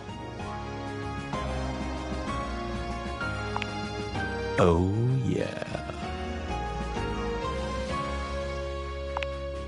I know, right? You and Stepford cover yourselves in oil, bringing your bodies together in a variety of positions. Bare, glistening skin, grunting, and the feel of Stepford's hard body against yours. It's truly an unforgettable time. What should we do now? Stepford contorts himself into all sorts of intriguing positions. You put him through his paces, exhorting him onward until he glistens with sweat. By the time you've finished, he's completely out of breath, and he even manages to make that sexy. I had, no idea that gymnastics could be, so hard. Thanks so much for pushing me through it. What should we do now? You encourage Stepford to run around the track, blowing your whistle at regular intervals so he remembers who's coach around here. He nearly collapses by the time you're done, leaning against the wall with a hand grasping his perfect chest as he tries to catch his breath. I think, I'm gonna, die. Like, literally die. I think my heart is going to explode. Is my heart going to explode? I hate you with every ounce of my being. What should we do now? Really? Okay.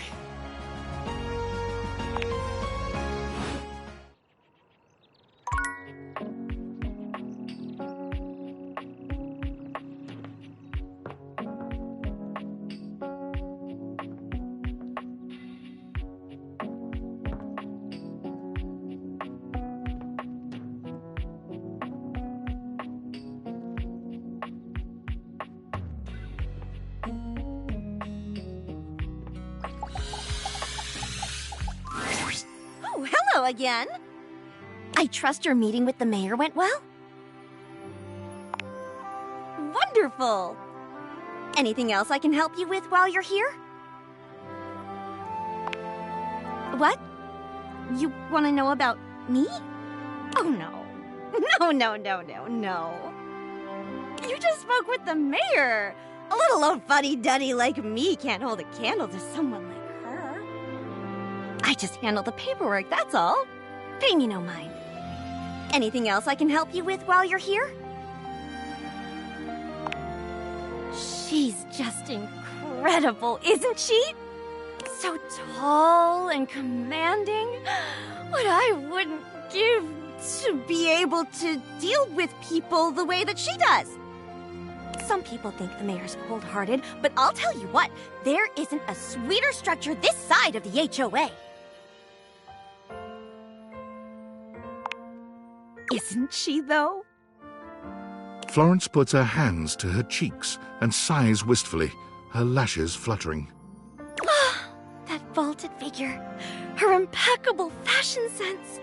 She really has it all, doesn't she? It's no wonder she's the mayor. She has my vote any day. Anything else I can help you with while you're here?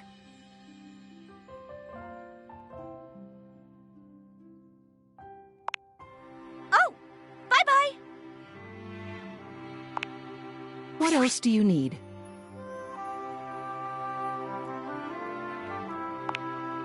You have done so. Keep well.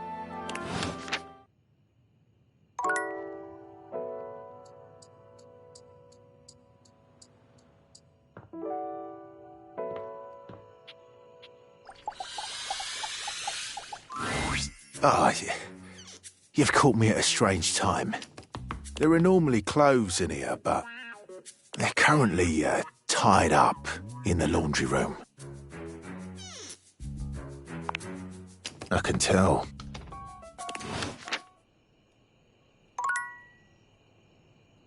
Come and give me a little snuggle, lover.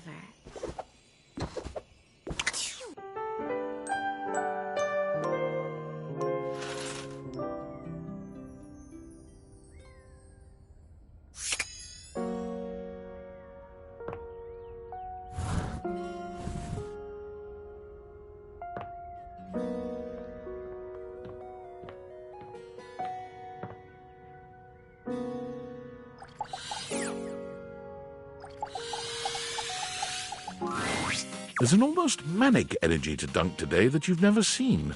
He seems less cheerful and more desperate. Hey, buddy!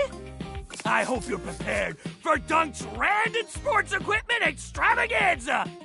We got all kinds of shit for you to try and love! He reaches into the depths of the box, pulling out items as he speaks. We got rollerblades, we got ankle weights, we got resistance bands. So many things to try, so many amazing things to love.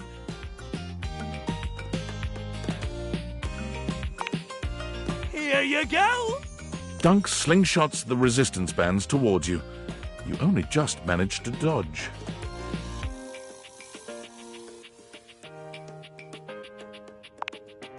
Oh, I'm great. Something is just not quite right here. Dunk's normally sweet smile is stretched and pointed. It's creeping you out.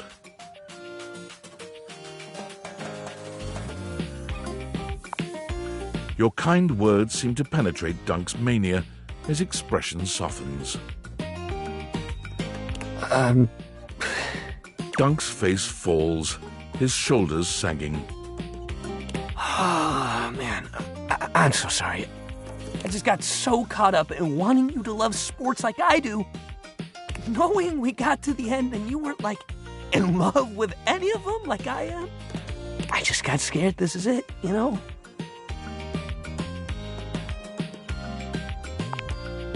Really? I'm so glad to hear that. You shouldn't have to tell me that. You should just do it if you want to. I know I've been pushing you hard to try this stuff. And that's my bad. I think everyone around me just makes sports so intense. I just want everyone to like it like I do. But I did what everyone else does. I made it too intense. I put all my hopes on you wanting to be just like me. And that was the wrong thing to do. Why do you need to be like me? You're so cool, man. So what if you're not obsessed with sports like me? You're open-minded. You've got a positive attitude. You tried everything I threw at you. And you kept smiling even when it was hard. I respect that more than anything else. And to be honest with you, I find that kind of attitude really attractive. I'm not ready to stop seeing you. Sports or no sports. I want to keep this going.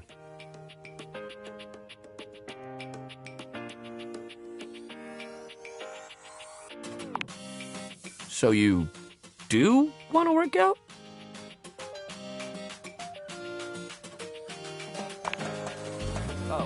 Oh! Well. He gives you a devilish grin, a sharp contrast to his usual cheery smile. We've done a whole lot of other things, but we haven't tried that particular kind of exercise.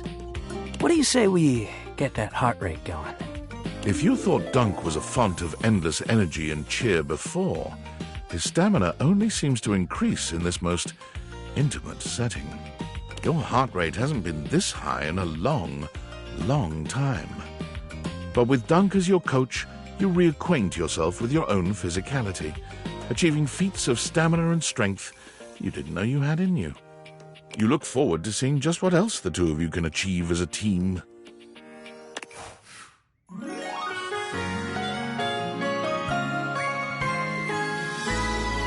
a home run, baby. Want to hit the showers?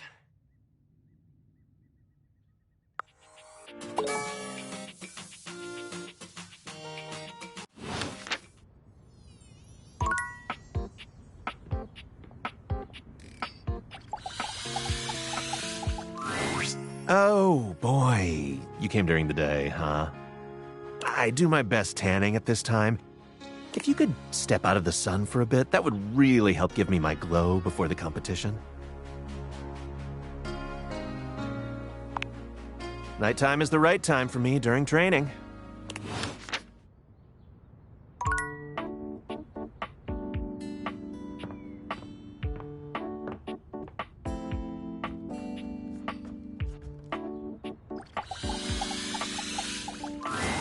Oh, dearie, you're back. I'm so glad you came.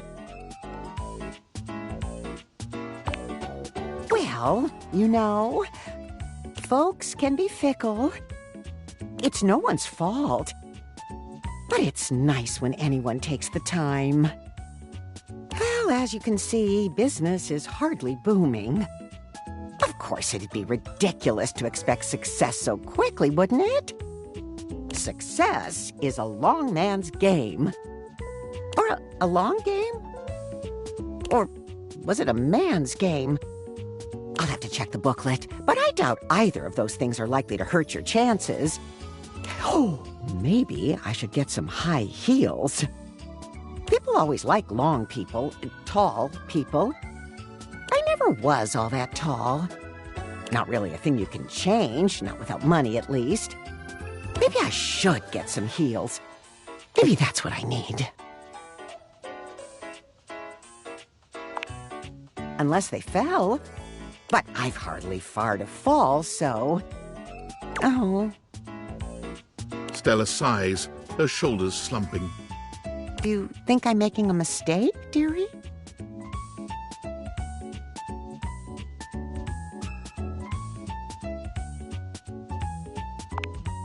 Something like that. Make a sale, run a business, stand on my own 2 feet, find financial freedom. Those are the booklet buzzwords. So, something along those lines, I guess. And on that note, I've been working on my pitch. Only if you've got a minute, of course.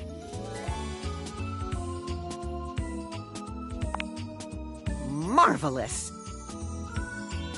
So, I think it goes something like, I'll enter from stage right, okay?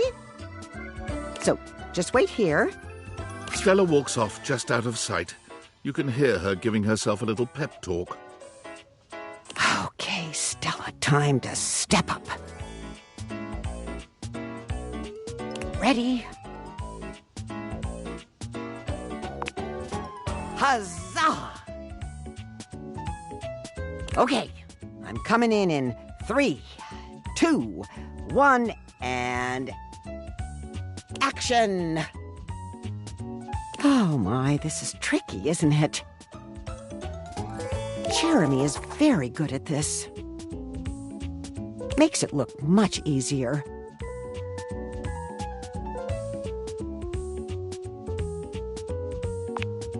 Stupendous! Just doing my breathing exercises. Uno momento. That's a theater thing, isn't it? Do people say that in theater? Uno momento?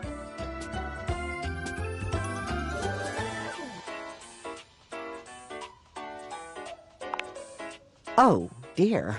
Now I'm racist. Okay, get it together, Stella. 3, 2, 1, action! Stella walks back into view, slow and steady, and acting as though she doesn't see you at all.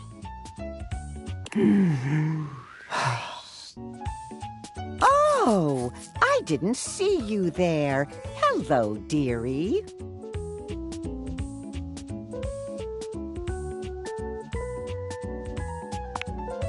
You know, you really have great, Stella simply walks off without another word. You can hear her muttering practice lines under her breath, but you can't quite make out what she's saying. She returns with that same put-on casual air, as though she hadn't just beat a hasty retreat mid-conversation. Great skin.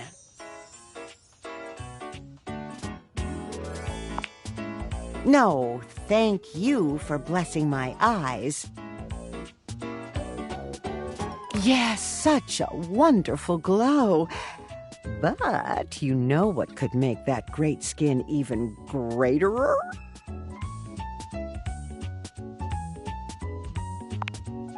Oh, good job, good improvisation. Why, it's Airway's latest discovery, activated air. Open your lungs, let them breathe. Our activated air is caught fresh from the peaks of the Appalachians, so you know it's at least somewhat American. Stella holds up a small pressurized can, posing with it like a model in an infomercial. Just one puff can leave your skin feeling cooler, your lungs feeling lighter, and your mind feeling calmer. This all-in-one super bottle comes at the forefront of Airway's latest campaign, and you, too, can be a part of our rapid expansion. Free your lungs, but also your life. Our Salesforce lieutenants have the opportunity to fight their way to financial freedom, and we're with you all the way. Rise the ranks and earn your place at Airway's luxurious premier retreats. Major corporal brigadier captains can earn cars, holidays, and even 2 to 3 bedroom condos. If you've ever wanted to stand on your own 2 feet, we're here to help you rise to the occasion. Speak to your local representative. What is the next? Oh! Stella, today. Activated air by Airway. Just breathe. And scene. Stella takes the smallest of bows.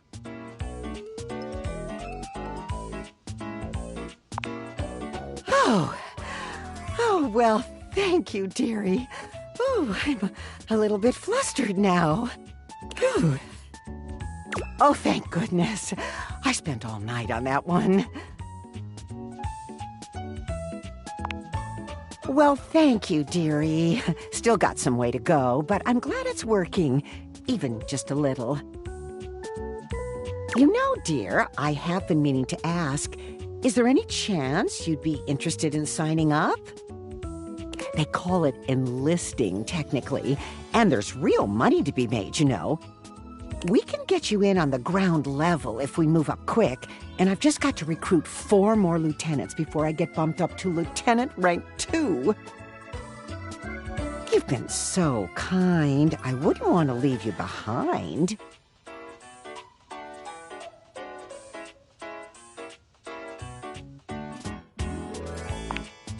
You would? Oh, sorry. That was rather loud.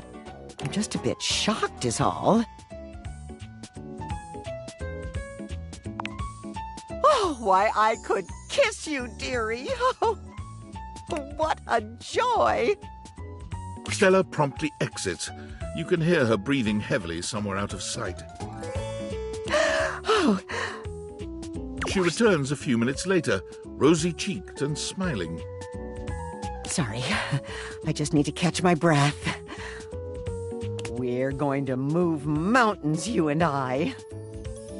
I, Stella, hereby pronounce you Lieutenant of the Airway Army.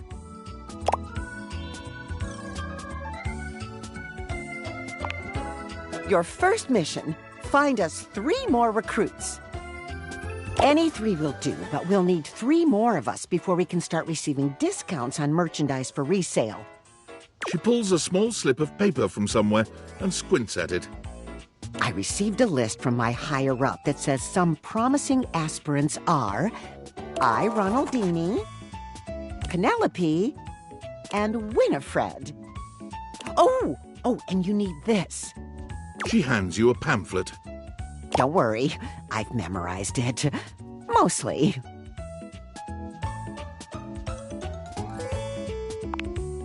Oh, well, I'm very flattered, but I'm only a lieutenant for now, dearie. Aye, indeed. Now, up and away. Let's sell some air.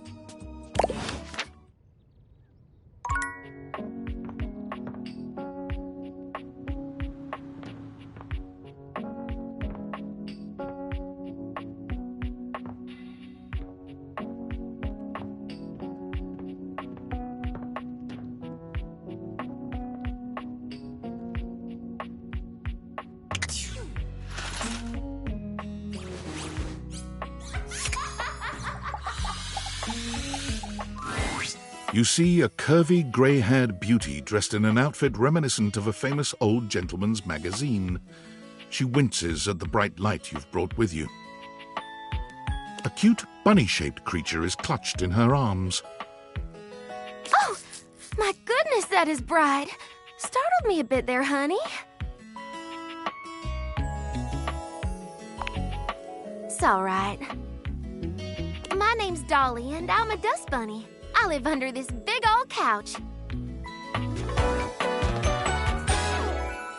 Howdy. Well, I live lots of places. I suppose you could say I'm a bunny of the world. The floors of the world, at least. And this here's my little companion, Lint Eastwood. She holds the little creature up.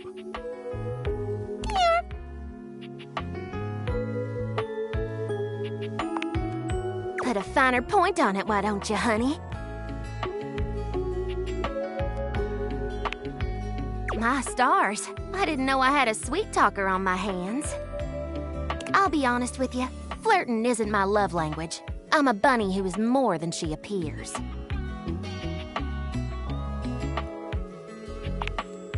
It's all right, honey. I'm easygoing. You got something for me, or should I get back to work?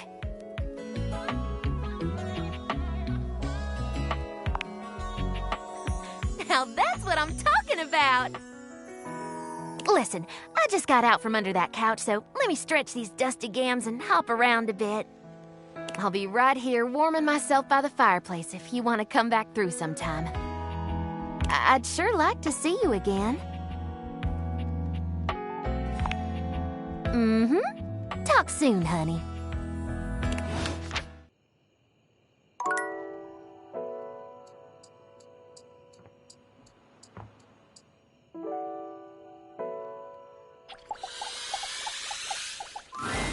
The game console turns on.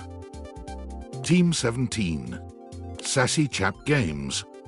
Moonsurgence. Resurgence.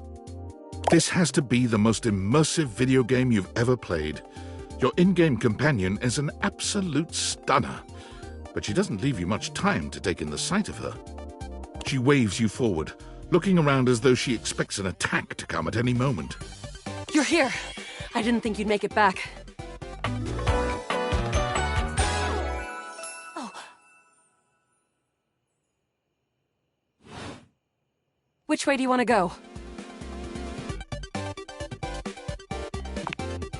Of course we've met.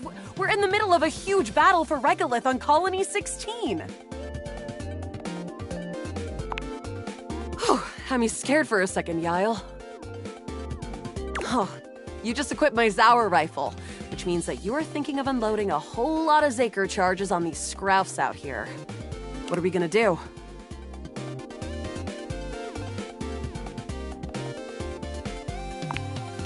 The Zork! Eat Zaker, worm!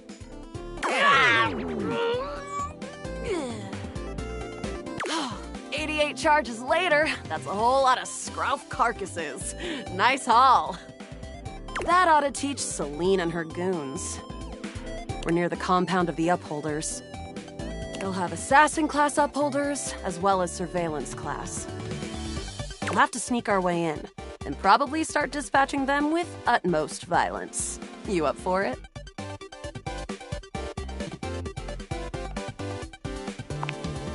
You're right. I'll put on my +5 shadow suit. It'll help us get through the sensors in there. Upholder tech is nasty. I found an entrance on the dark side. Should be an easy way in if we just follow the marker on the map. After a short walk, you find yourself standing in front of a bullet-ridden metal door, way out in the middle of the cold, grey landscape. This is the entrance I've never seen anyone use. With my trock-picking skills, we'll have this open in no time. Luna picks the lock, allowing you to peer inside. You can see hallways filled with shining electronic doors off into the distance. Here we go. Upholder Central inside. I'm seeing Grunt class Upholders, who shouldn't be too bad. But there will be Surveillance class 2, which can sound the alarm. It is. Very. How do you suggest we do this?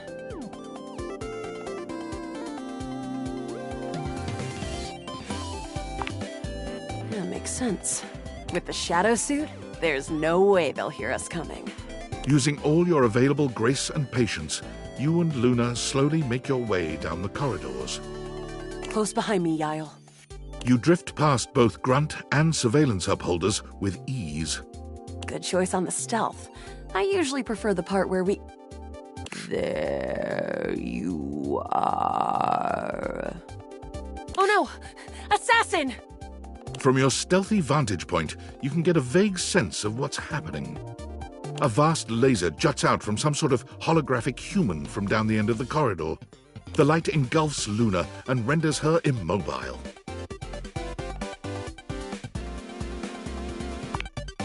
Bravely, you take Luna's frozen body and crash through the remainder of the hallway. Once she is removed from the power of the strange weapon, she hangs limply in your arms for a moment, enjoying the ride. You run further through the maze-like compound and finally make it to an empty office. Krah. We lost a lot of gear there in the tryst of battle, but at least we still have enough health to get us through to the end. We're getting close. You wanna press on, or should we take a crafting break? We have a chance to use what's left in our inventory to make something that will help us in the final battle. All right, we can craft something really special using this workbench. This thing can take anything we've got and transform it into anything we don't. Not much, We got zonked by that last encounter pretty hard. 1 globule, 1 wood, and 1 Scrouf skin. We'll have to find out. Okay, let's get started with... Got it. And then? Got it. And then? Got it. And then? Alright. I don't think that's gonna give us anything we really need, unfortunately. But there's no reason to lose hope. Let me just put these together and... It's pretty globular, which is always good for defense. The wood gives nice heft, raising our attack. The Scrouf skin makes anything look a lot better for comfort. We've got an amazing new piece of armor from this. That'll help us in the battle ahead. You and Luna make your way through the final threshold and stop right before the entrance. Oh no. There it is. The horror of it all. The way opens up into a large regolith cavern. Mining constructs mingle with moon rocks as the terminus of the station is reached. But perched high on the crane next to a large glowing blue crack in the regolith was a well-outfitted spacer who looked just like Luna. You came just in time for the festivities to begin. Selene Moonrise, prepare to die! Luna, you'll never take Crescentia's power.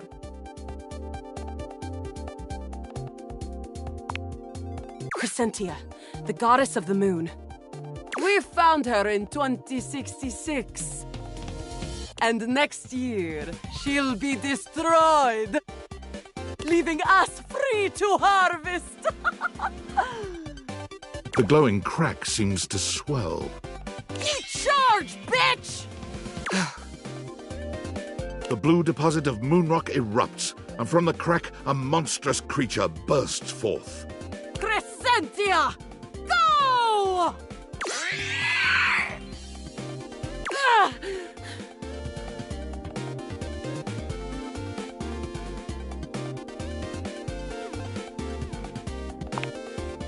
Take this!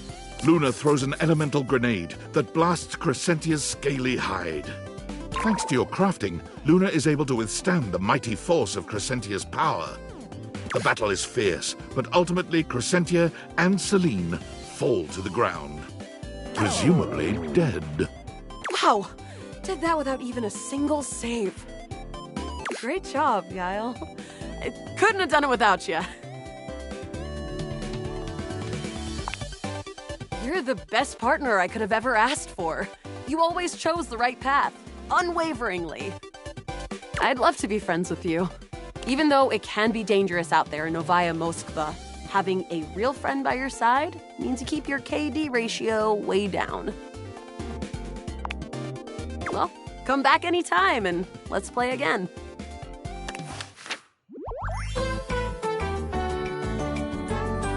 My friend, this time for good.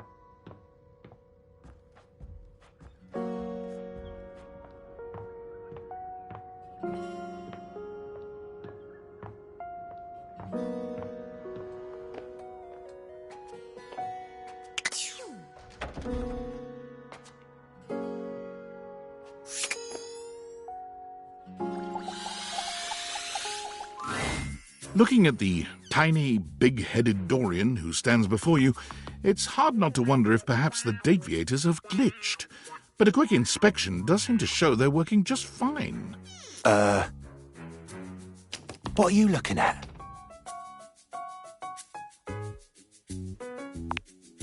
I am slightly smaller than the rest. No big deal. I'm still a door, not a cabinet, not a hatch. A door, just as much as the rest. Understand? Good.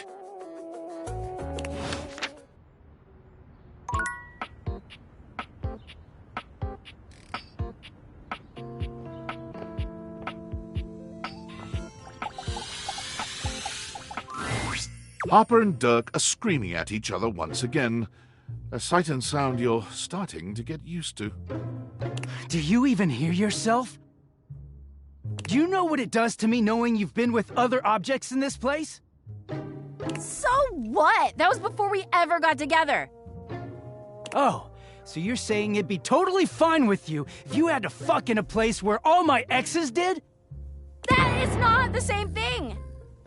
Besides, we both know you're cheating on me, so it's only fair. I wish I was cheating on you. At least then, it makes sense for you to scream at me all the time.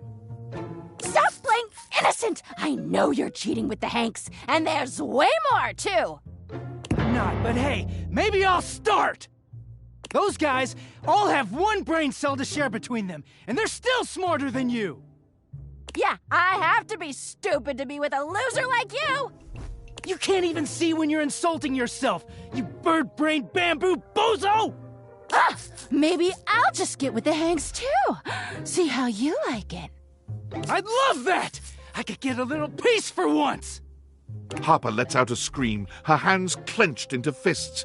She looks as if she wants to say something, but her face crumples into a sob, and she leaves the room with a quavering wail.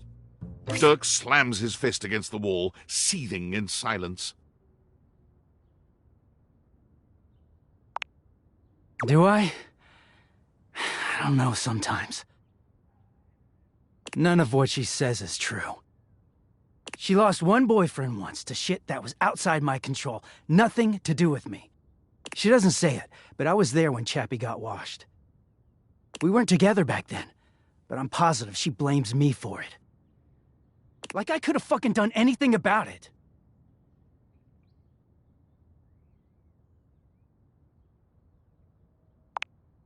I could, yeah. Dirk leans against the wall, folding his arms over his chest. I wish those two happiness and whatever, but I knew it wasn't gonna last forever. Nothing that goes through Harper stays with her. Eventually you come along and take things back to their rightful place. Or they go through the laundry, and with the exception of Monique, most never come back.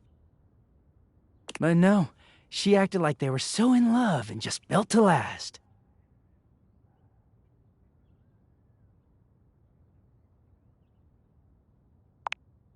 Well, yeah. The ghost of Chappie is hovering around us all the time. Chappie never hurt me. Chappie never cheated on me. Chappie's lips were the softest material on earth. You dated for weeks. You didn't even know his favorite color. I know because I had to listen to their mind-numbing conversations. You know, Chappie wasn't even his real name. His name was Chapsworth L. Stick.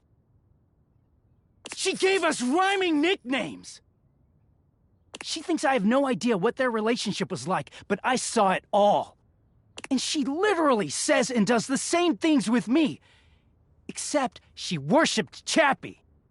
She screams at me for not being Chappie, even though she just subbed me in.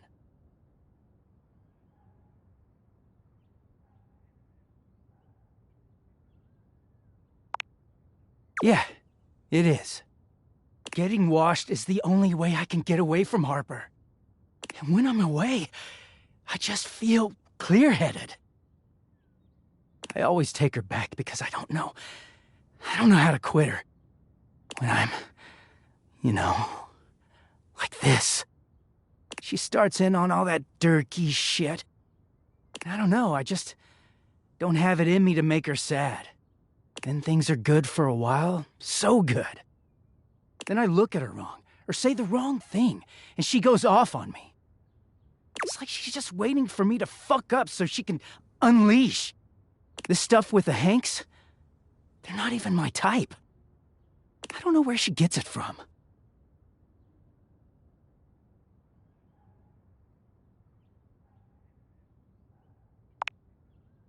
I mean, no.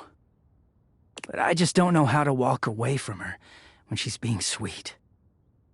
Dirk looks thoughtful, gazing out at something you can't see. I think it started with my mom, you know? She was this giant, gorgeous loom. Not one of those corporate stitching machines. She smelled like cherry wood. Expansive, open, and free. I loved her very much. If there's one reason I have quality seams, it's because of her.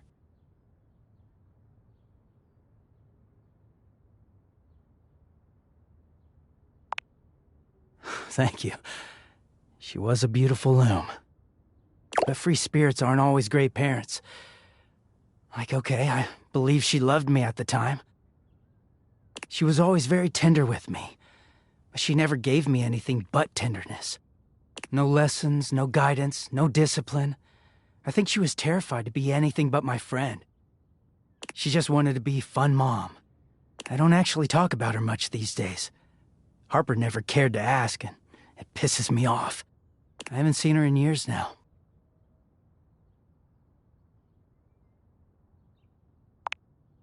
As far as I know, she's still out there creating fabric, and not caring about what happens to her kids after they've gone. I just hear about her occasionally from others like me.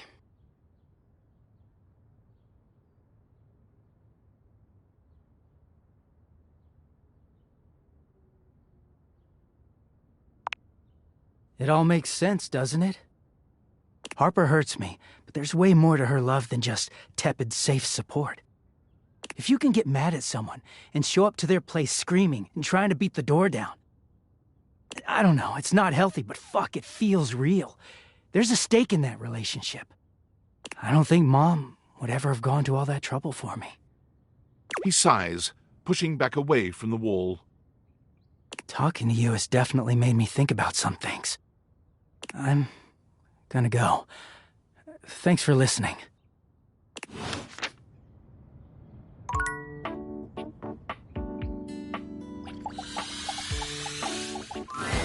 House homie! Welcome back to the Adrenaline Den! And it is our pleasure to welcome you back. Our pleasure for sure. Hey, what do you think of the new branding? We just named it. Do you like it? Is it in a mood? It came to us in a dream. You were there too, but you were wearing a lot less. Well, we were gearing up to go street luging. It was gonna be wicked gnarly.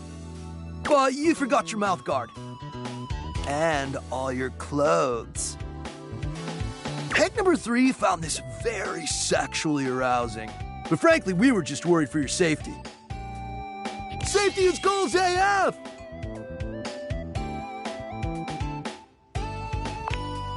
Anyway, give us 2 minutes, would you? You caught us right in the middle of visualizing success. And some other slightly naughtier imagery. We sit and do it for 37 minutes every day. It's tight, Broseph! Ah, meditation!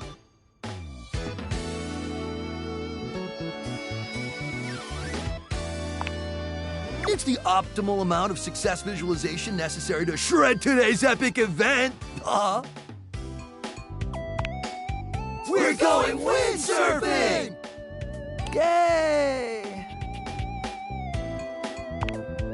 Oh man, it slapped so hard, homie.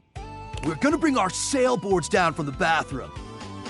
Ask Jean-Loup to hit a flush. And let it rip! Boom! Instant sailboarding! Wicked! Oh, for sure. Honestly, it's also a little dangerous, but just the right amount of dangerous. Oh, yeah! Listen, Red Bull always makes sure all of our adventures are exhilarating and epic. And above all, safe. Always safe. Super safe, fam. No cap. Yeah? Tell that to Hank number 6. Nothing nefarious, if that's what you're asking.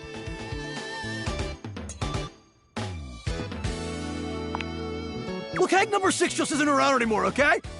He's gone. It's all good. Promise. Yeah, sure, probably, totally. Anyway, enough about that. What's important is, are you gonna be joining us on today's epic windsurfing activity? Are you?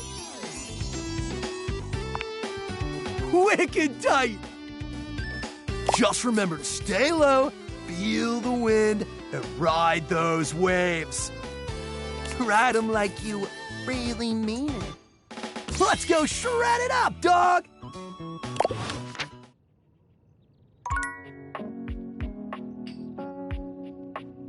Behold my flow! Behold my flow! Behold my flow! Dearest, allow me to wash away your cares. I am magnificent.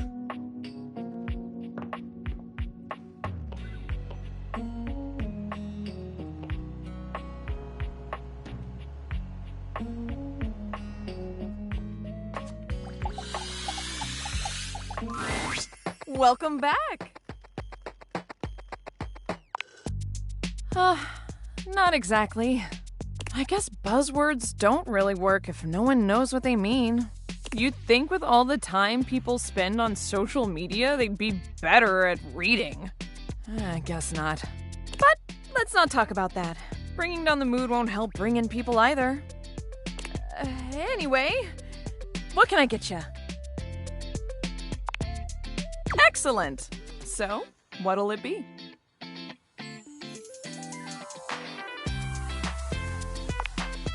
Aperol is having its heyday right now. Less bitter than the classic Amoros, and less alcoholic too. Let's be on trend. Coming right up. Beverly hands you your drink. No problem. It's not like I have anyone else to tend to right now. It is painfully obvious that I am no wordsmith. So maybe my ads need to be more visual. We need something that makes the others feel like they have to come inside. What could it be?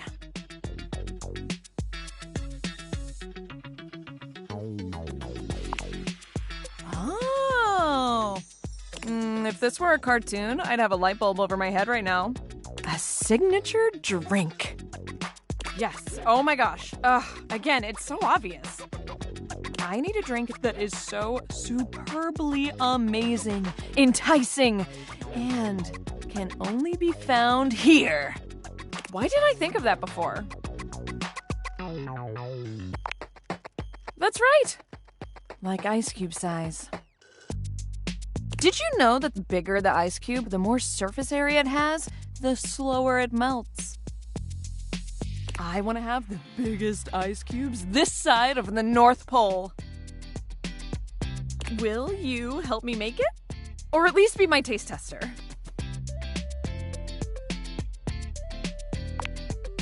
Same here. All right. In mixology, a good cocktail needs 4 attributes: strong, sweet, sour, and bitters. In theory, as long as we have at least these 4 things, we can mix and match all sorts of flavors to create a truly unique cocktail. You can also just have the strong and bitter part and stir a nice martini, but I feel like shaking something up using juice. Hey, that's the spirits. First, let's pick the strong liquor. What do you think?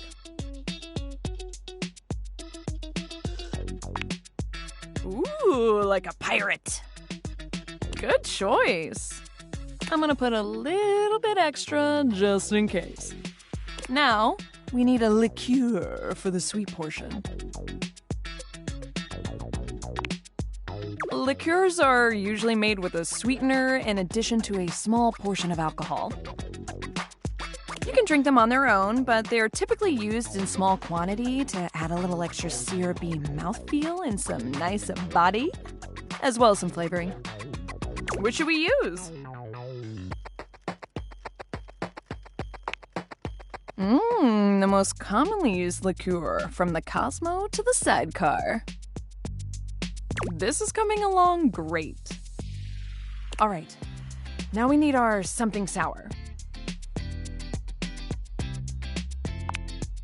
The workhorse of cocktails, it's in everything. Almost done. Now we need bitters. These are highly concentrated, highly alcoholic little bottles that pack a huge bitter flavor in a small package. Just a couple of dashes is good enough for everything you need. They were first made as medicine, and let me tell you, if you drink them by themselves, you do feel a little better. Though it's probably because of the insanely high alcohol content. Which one should we pick?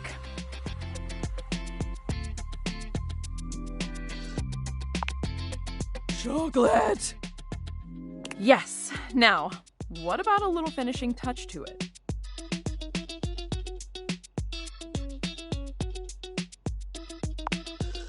Shiny! Our creation is born. What should we call it?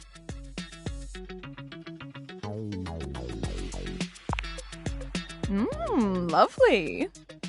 I love it. It's got that dazzle we need. All right, let me mix this baby. Beverly sets to work shaking up your beverage, pouring it into a glass and pushing it across the counter towards you. Okay, moment of truth. Drink it down and tell me what you think. Be honest.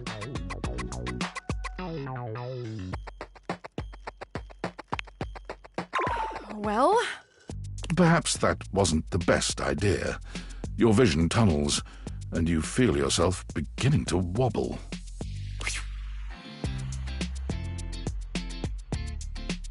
Whoa, hold. Are you okay? Whoa!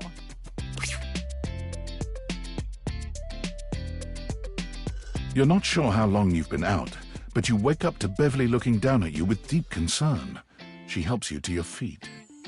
Hey, buddy. How do you feel? Ooh, I guess I put a bit too much liquor. Way too much. I'm sorry. I was just so nervous about you not liking it. Because, I mean, if this doesn't work, I might as well call it quits for real this time. I figured if it gets people so drunk they couldn't tell the difference between good and bad, it would work out. That was stupid. So, you think I'm stupid, huh? She laughs bitterly. I think I'm stupid. A big stupid failure. Beverly covers her face with her hands.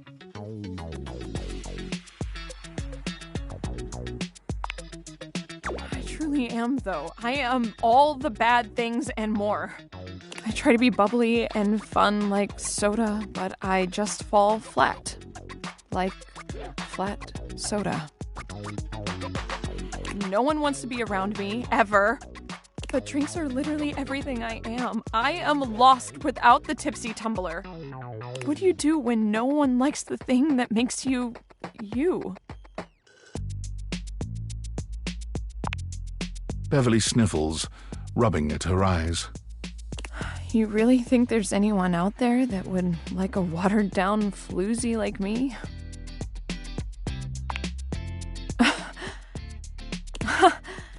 Oh, why am I'm turning red? I'm not the one who drank that monstrosity. Okay, I'm gonna spend some more time tinkering with this specialty cocktail thing. It's not gonna mix itself, after all. In the meantime, do you think you could do some word-of-mouth advertising for me? I'm sorry to ask, but you're kind of the only mouth that can help me. Please. This really, really might be my last shot.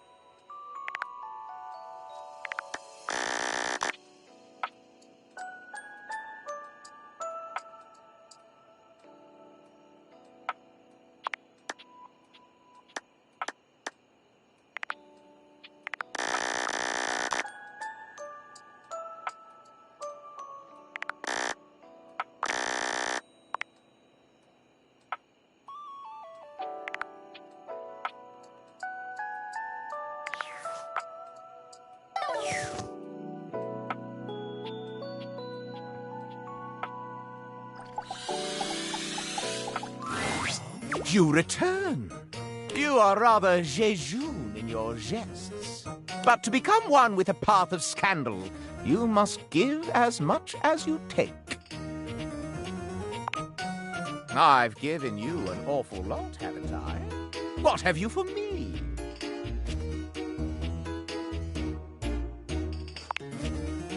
Then be gone!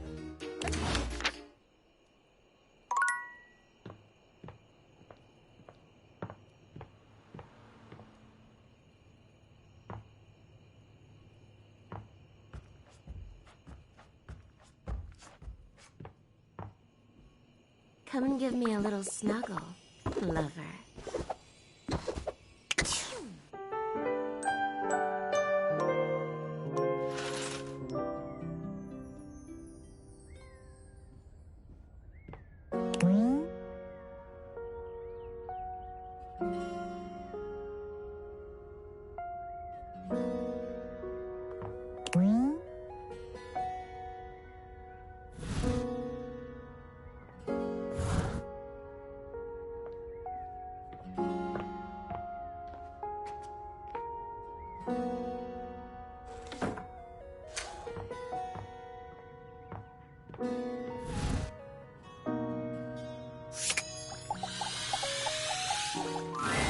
Would you like to go for a walk? You catch my meaning well. You could do all sorts of things inside me here. Practically my own little room. Spread your arms this way and that, jump up and down, sit and have a spot of tea. Oh, it's right fun, innit? I've been thinking of upgrading this to a real room in the house. I don't have the proper permits. Also on my door. Goodbye.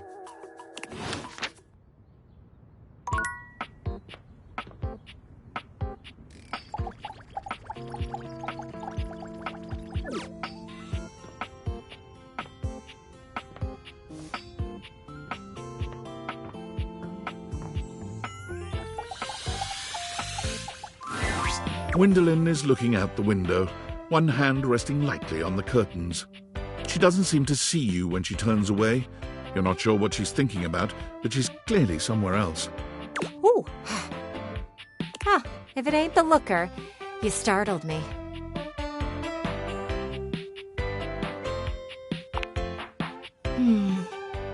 What? Oh, there I am, doing it again. You know, most people would take my drifting away from the conversation as a sign that I don't really want to have one. But I guess you are one of those steadfast types.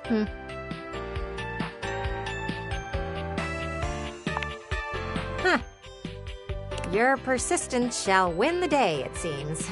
Gwyndolin's gaze drifts past you, somewhere to the side. Well, will you look at them out there? Oh, right. You. Sorry, I don't mean to be distracted, but I'm just looking at the little kids across the street.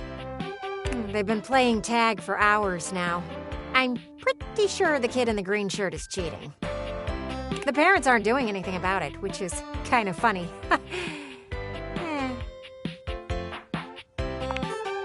I don't think so. Not really my thing. I'm glad you don't have any kids. They can be pretty disgusting. Smudges and stains and just dirt in general. But I can admire them outside, as long as they don't have a baseball or anything throwable. Last thing I need is to be broken up.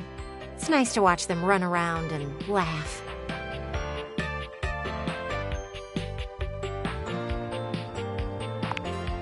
Sure, you've got the hiding part down pretty well. Aha! Green shirt finally got caught cheating. I'll see you around. I want to see what happens. Shh! You might freak him out with you just standing behind me. She falls silent, and eventually you take your leave.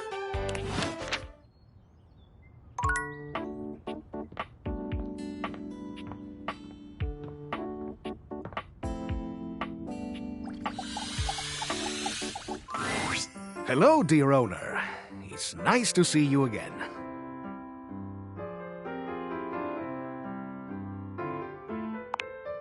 I thought you might. People do seem to enjoy titles, however informal. Anyhow, I'm glad you dropped by. I've just been here relaxing on Abel's broad back. I've convinced him to accept my presence. Convinced me? Oh, Keith, you're more than welcome. I'm lucky to have someone as wise and knowledgeable about the home history round. You're too kind, Abel. He's wonderful, isn't he? I confess, it's been marvelous just to be out from under that rug. Now that I'm here, I'd love for us to get to know one another. For my part, I am, as they say, an open book. Is there anything I can tell you about myself?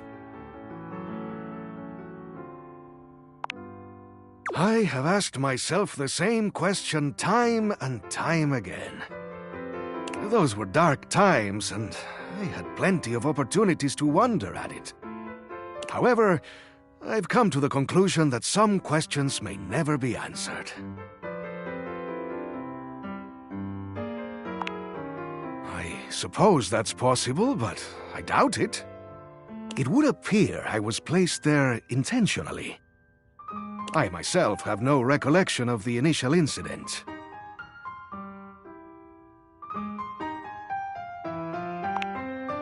Indeed, but it was so long ago. Anything else you'd like to know about me?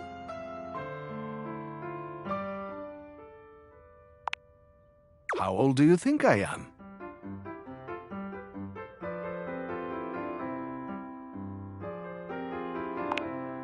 Precisely! I've seen a lot, but I feel as young as I ever did.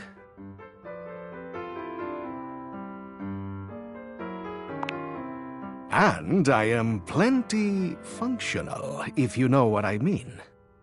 Keys do not age as most objects do. Anything else you'd like to know about me? Why, yes.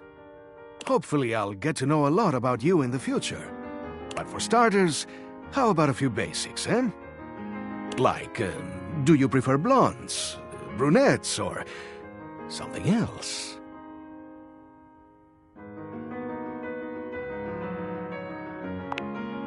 Oh. Keith blushes, breaking your gaze to contemplate something off to the side. Well then. All right, how about another question? Do you believe in destiny?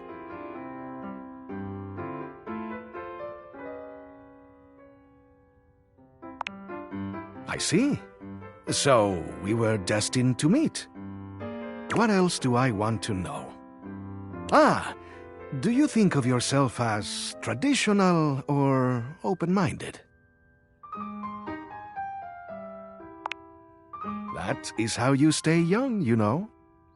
How about just one more question for now? Forgive me for the boldness, but where do you keep your cash? A wise choice. But I must warn you, that question was a bit of a test, I'm afraid. As you know, I am a master of opening things, but also of locking them up. And I would highly advise you to be more circumspect in answering questions of that sort. Of course, but you cannot trust everyone. There are always some who might seek to pursue their own agendas. Maybe even in your own home. It's good to have an open heart, but also good to be mindful. Now, I must say that with age comes a need to manage energy more efficiently. And I am feeling a bit tired. I'll need to rest. Anyhow, I hope you'll come and see me soon. There is much that I can tell you. Things that will prove quite valuable to you, I think.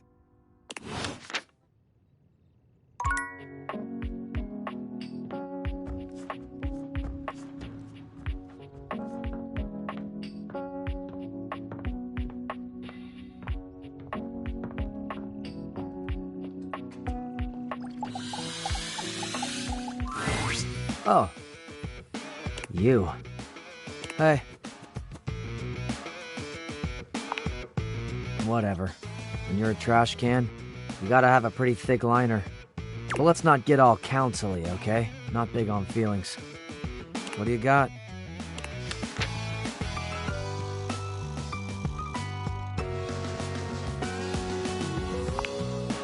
Let's see it.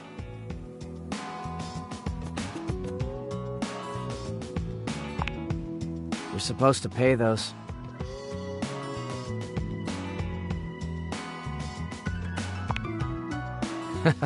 Hell yeah. They might eventually dock your license and take your car, but screw it. Make that quixotic stand.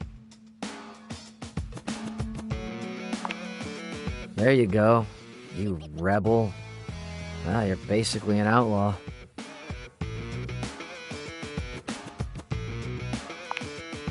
Whatever you want to call yourself is fine by me. Like I said, I don't really care. Oh, damn. Here I thought I was being subtle.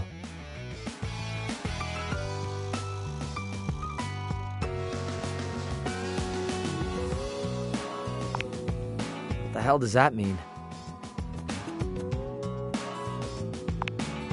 You have a problem with that?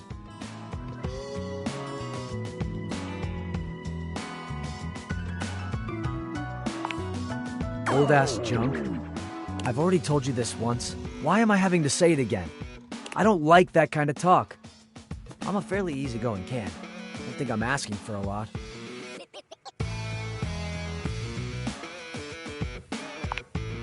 I'm seriously warning you now. Choose your words carefully.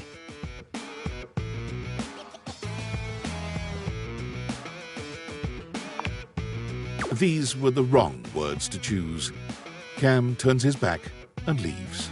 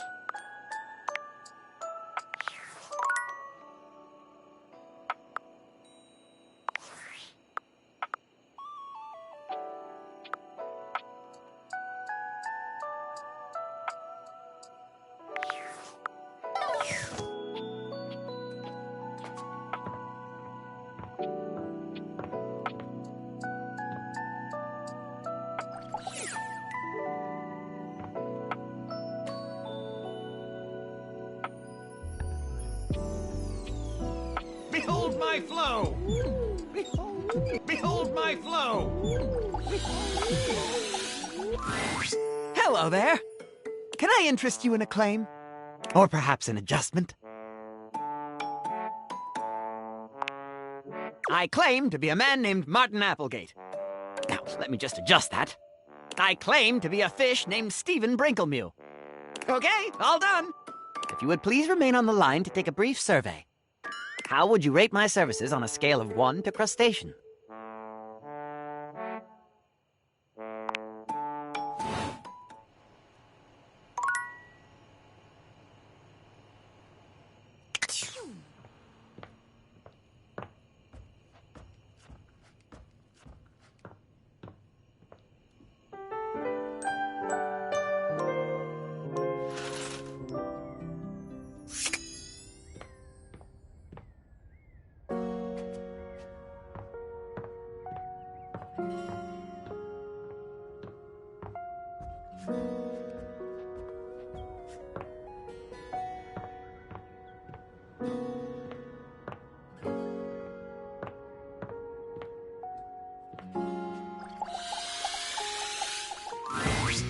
Ah, jeez. You're back? I hope you've got something really worth it for me. You're beginning to puncture my bag, if you know what I mean.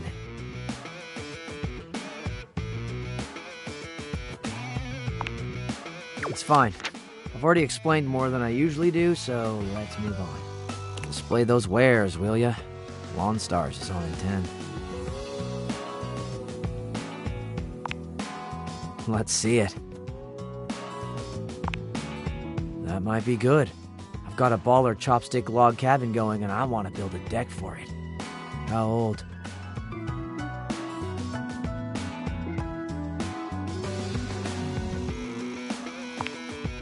Ah, nice. So it's kind of dried out.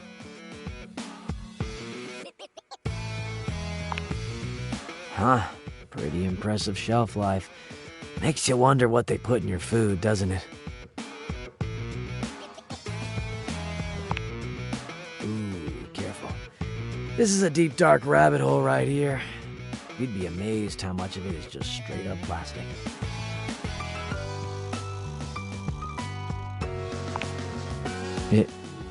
You do? Yeah, I'm cool with it, I guess, but I don't know. I kind of assumed you'd be against plastic, you know, as a concept. Junk? Are you kidding me?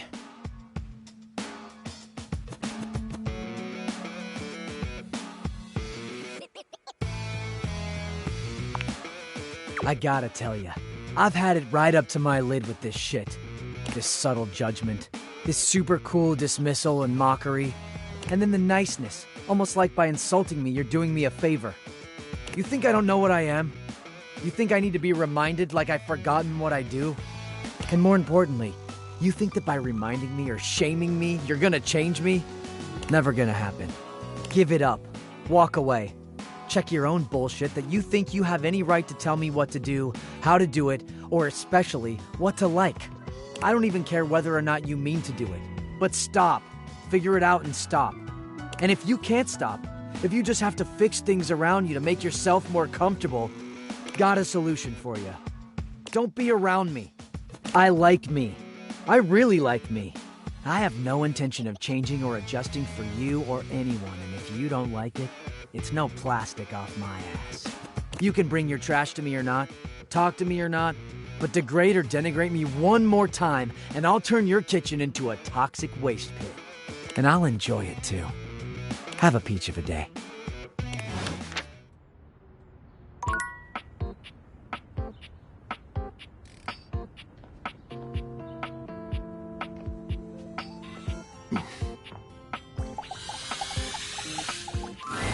Hey, nice to see you again. Hoove holds one finger up to you, his chest rising and falling with panted breaths. He bends over, both hands on his knees, his forehead and cheeks shining. Give me just a sec. Yep. Okay. That was a little difficult.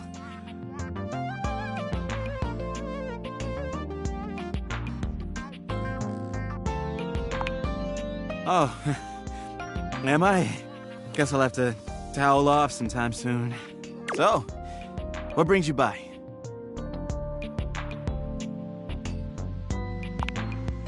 I love that. When I go somewhere first, though, I'd love to do something fun. Truth is, I haven't been out in a while to do anything fun. Kinda on the go, because of my job.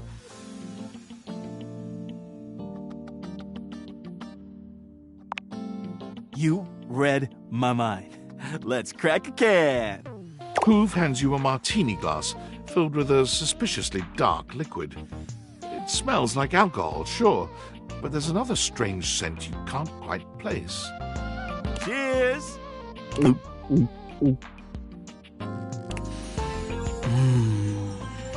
The drink tastes distinctly like the scent of motor oil, and it leaves an unpleasantly greasy feeling behind.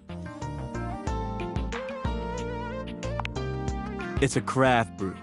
Got a few drops of engine oil in the mix. Really gets my motor running. So, how you feeling?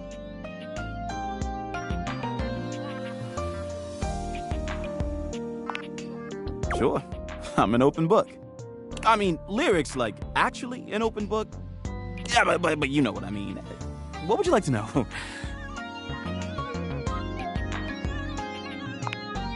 Oh, I don't know. To be honest, I've been feeling a little overwhelmed lately to think about love. I've got a lot on my back. It's not that I don't want love. I just don't have room for it. What else can I tell you? I mean, I guess I've been feeling a little overwhelmed. My suction's not the same as it once was. I'm struggling to get up in the morning. Lately, I just feel like I've got no space in my life. But I'm not sure why. I've got amazing friends, and I love my job. Every day I get to go around the house, and I encounter so many amazing things.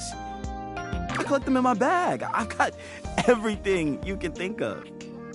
Be amazed at the stuff I find.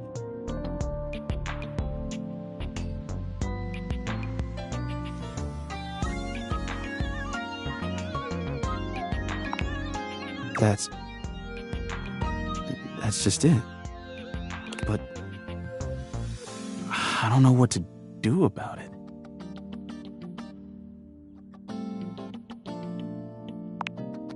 Emptied it? Oh. Wow.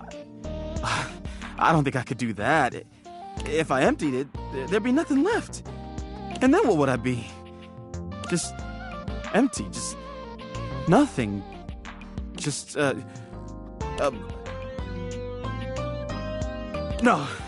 No, I can't do that.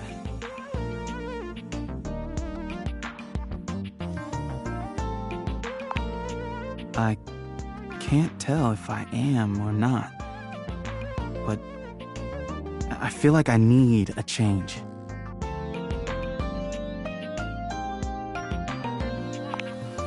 Oh, I don't know. All that stuff is kind of private. I'd love to show you some things, but why should I trust you? Sorry, but I don't think that's gonna cut it. Maybe I'll show you later, when I know you better. Anyway, I probably better go. Thanks for hanging out.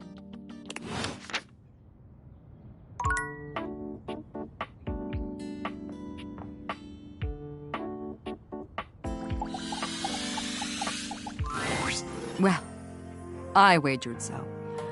They, being generous of sudden spirit, wagered you would find your courage. And so you have.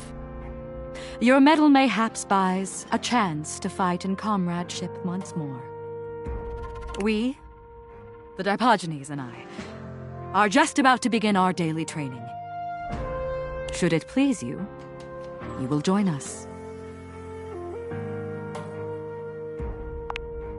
Excellent! We train as we fight, consistently and with vim. It is an ancient game of chance and fate. As Titus explains, the Dipogenes begin to move together, almost as if they'd choreographed this.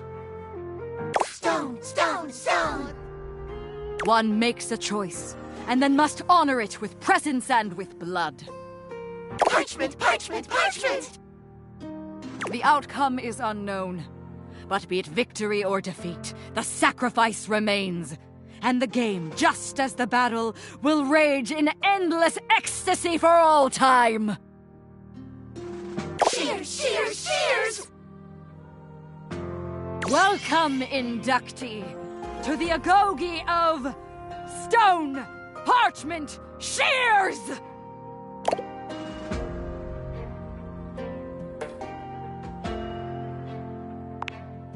Of course you are.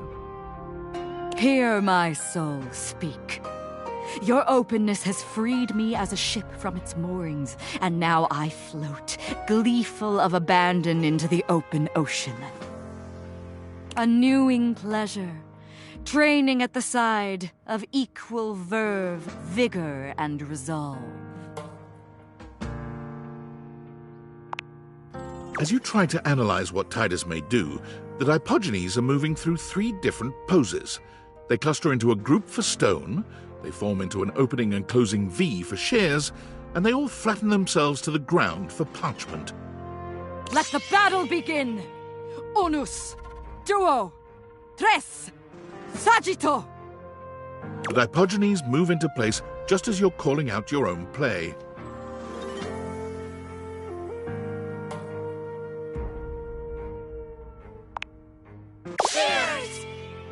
A stalemate between worthy rivals. Duel again! Unus, duo, tres, saggito! Down! A bold, cloaked newcomer shows their quality. Again! Unus, duo, tres, saggito! Down! A stalemate between worthy rivals. Duel again! Unus, duo, tres, saggito! Parchment!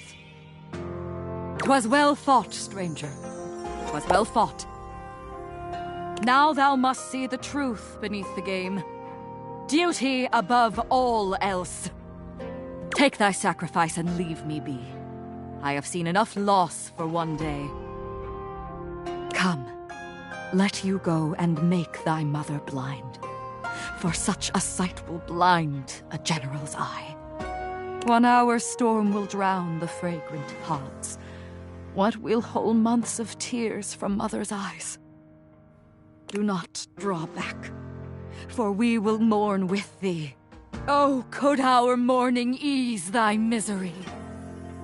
Rejoice! Rejoice! The chosen one has been summoned through combat! The gods claim their prize! All hail sacrifice! Victory! We must rest now, our newfound warrior. Come again, if thou wilt.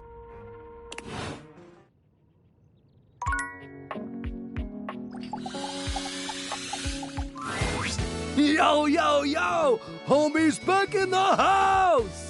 The dope daredevil, the radical risk taker, the boss importer! Make yourself comfortable, gorgeous.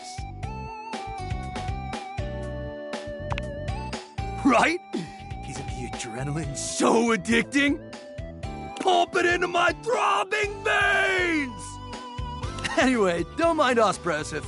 We're just inspecting our equipment for today's epic outing. It's gonna be so freaking epic, dog! Got any equipment you need us to inspect? I promise we're very thorough. Oh, we'll be more than happy to check everything out. Don't you worry. Gotta make sure all your gear is in optimal condition. Safety slaps! Snap, look at the time. We better get ready ASAP if we're gonna catch the good thermals, fam. Paragliding, homie. It is an exhilarating pursuit, allowing us to soar through the skies like Stickerus himself, feeling the rush of the wind as it caresses your face. High key slaps, dog!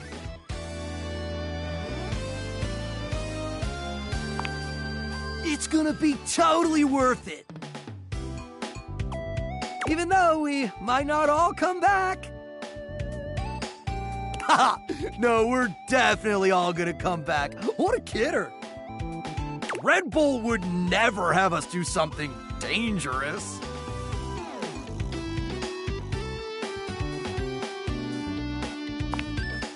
Man, don't listen to Hank's number 2. He's just a nervous party pooper. Because Red Bull understands our value holistically as a team. And there's no team if something dangerous happens to one of us. We're irreplaceable! Except for Hank's number 6, and Hank's number 7, and Hank's number 8.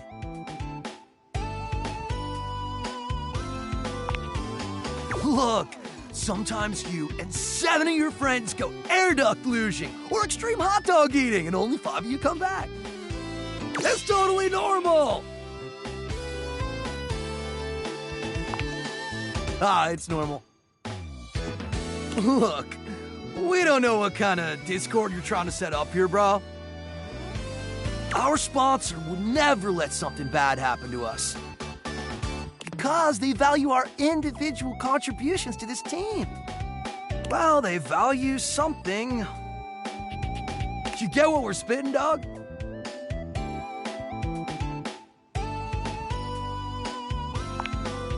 So what do you say, brah?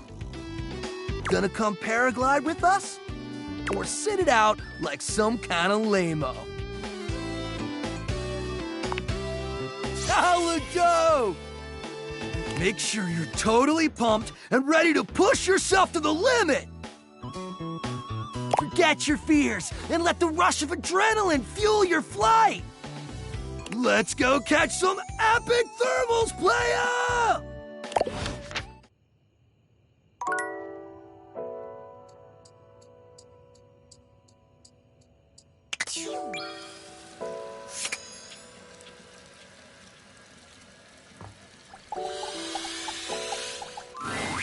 Hello and welcome to Sinkman's Surplus. May I take your order? And before you say anything, I must add... Huh? I'm almost out of pens. Am I supposed to do something? Dance in a certain manner? How about like this? Sinclair begins dancing erratically.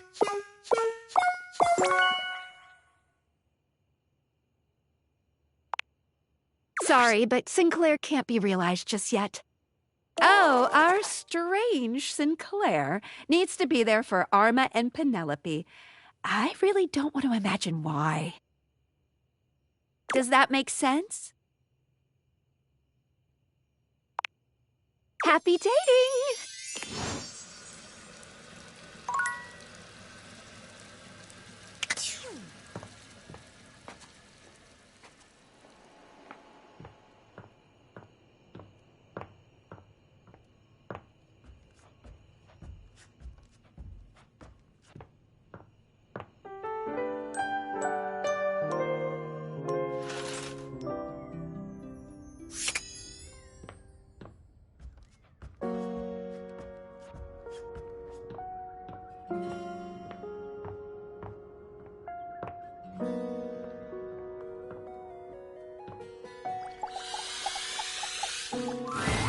You came back.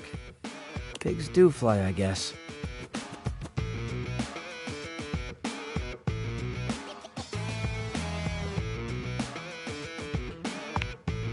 Careful what you wish for.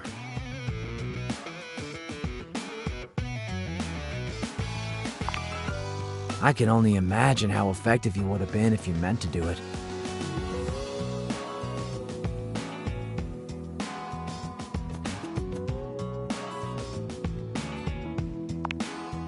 kinda curious now.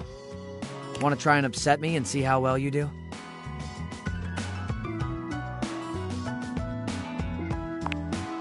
Are you serious? Do you actually want to try and piss me off? Or do you seriously think it could be fun? Sparring? What are we, knights? MMA fighters?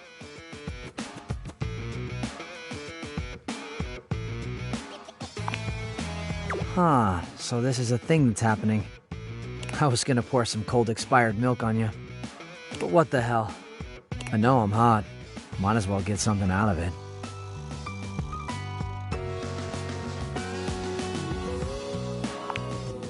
You are creative. I like that.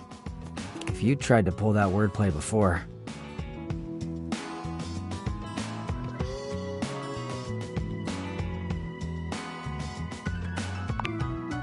Exactly. But I guess you are making fun now, aren't you? Creating fun.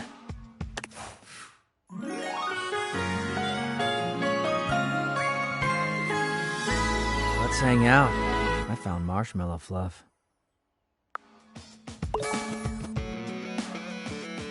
Hey, what do you say we find a quiet spot and see if I've got anything else fun hidden away in here?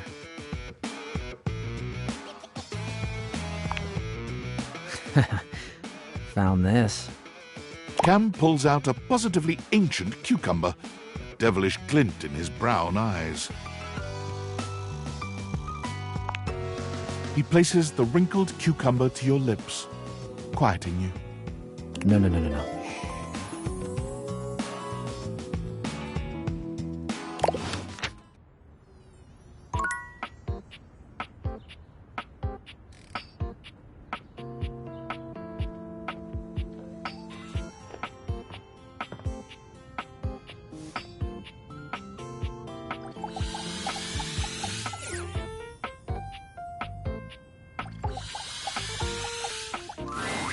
Hello and welcome to Sinkman's Surplus. Can I take your order? And before you say anything, I'm almost out of pens. You have selected Come Back Now. To confirm this para Español o prima número dos. We are closed. It's time to go. Ooh.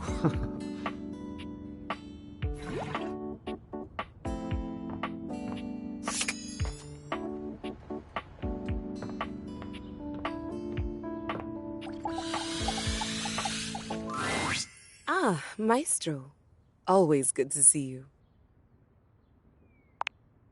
I think it went well. I wasn't sure where to start, so I just told him how much I'd enjoyed watching all the shows I'd watched. And, well, everything after that came pretty easily.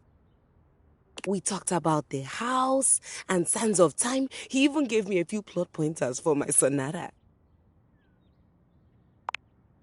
It does, doesn't it? Would one say that he and I are friends now? Or is there a ritual at this point to complete the process? I'm just new to this, that's all.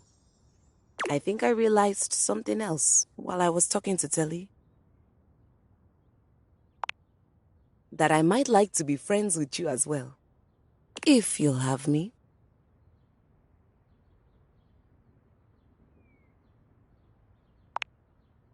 Good. Telly was telling me about this documentary on landfills and how people throw away all kinds of things, including pianos. I know you aren't the composer you led me to believe you were. I know you aren't the composer you led me to believe you were. But I'm glad that I'm sitting here instead of on a pile of trash and severed limbs. Yet, I can always teach you. After my sonata. Anyway, I stand before you now, declaring my thanks and announcing my intention to be a friend to you. Did I do that right? You're supposed to announce your intention to be friends?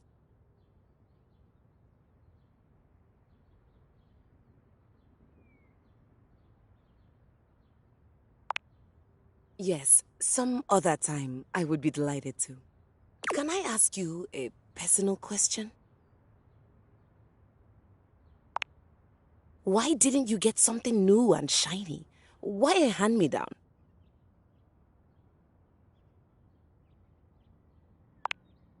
Thank you for saying that.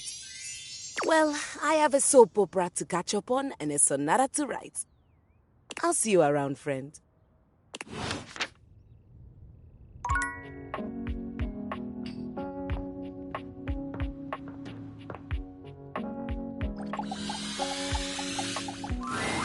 Abel was friendly the last time you saw him, but he seems downright cheerful today.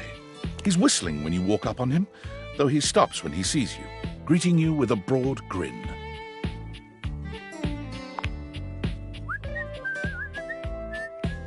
Oh, hey yourself, Sunshine.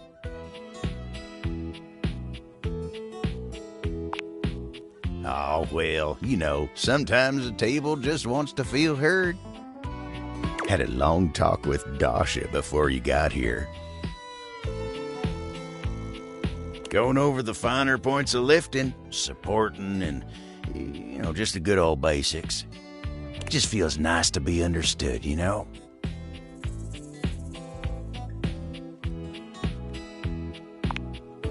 It is, ain't it? Lifting's no easy job. We got a lot of folks in this house who do a damn fine job at what it is they do. But how many people's job is it to lift? To make sure everyone's got what they need, to make sure they know they can rely on you day in and day out? It's a lonely lot in the life of a table. But I knew what the job was when I signed up.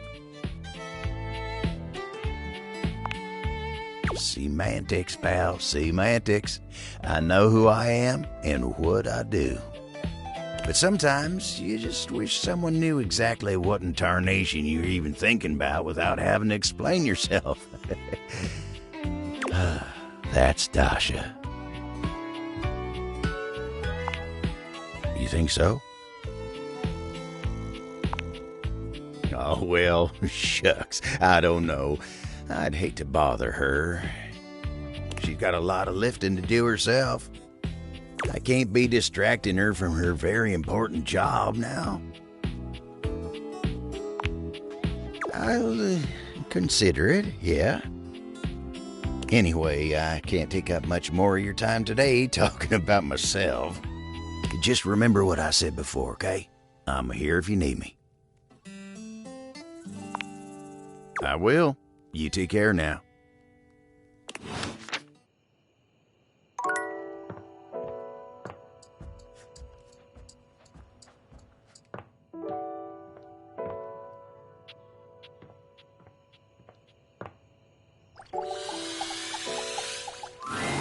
You enter the gym to find Stepford by himself, on the edge of Shelley's broad shoulder.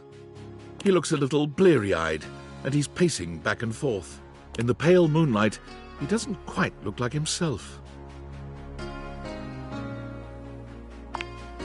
Ah, yes. Hello, my friend. Just having a little trouble getting my brain to shut off before the big things in my mind. Just want to do everything perfectly, you know?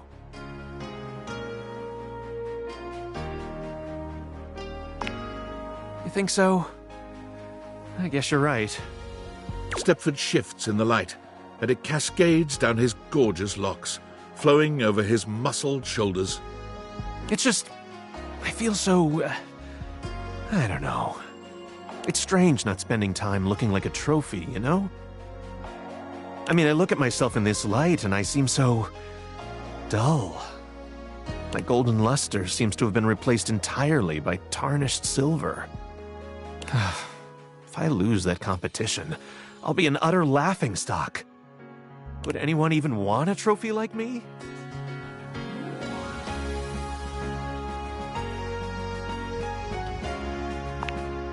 Stepford turns to you, fixing you with his electrifying gaze.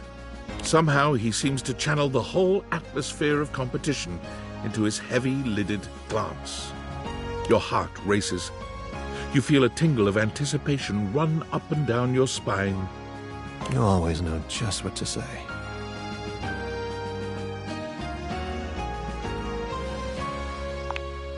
I care about you too.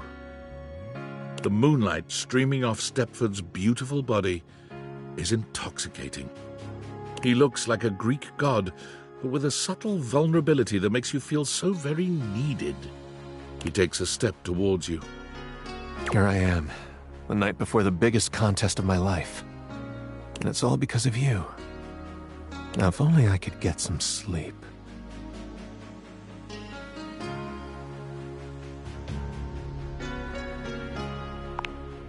I think that's exactly what I need. Stepford finally touches you, and the heat where his body meets yours is like molten gold. I want to be your first place lover. Stepford's hands may be metal, but his caress is silken and tender. He allows you to take your fill of his muscled form, seeming to take great pleasure in your consumption of him. Yet when the moment calls for a gentle touch, his hard body is surprisingly soft, giving beneath you. All this stamina training sure is coming in handy right now. Finally, as the sun begins to rise, Stepford collapses beside you, satisfied into utter exhaustion.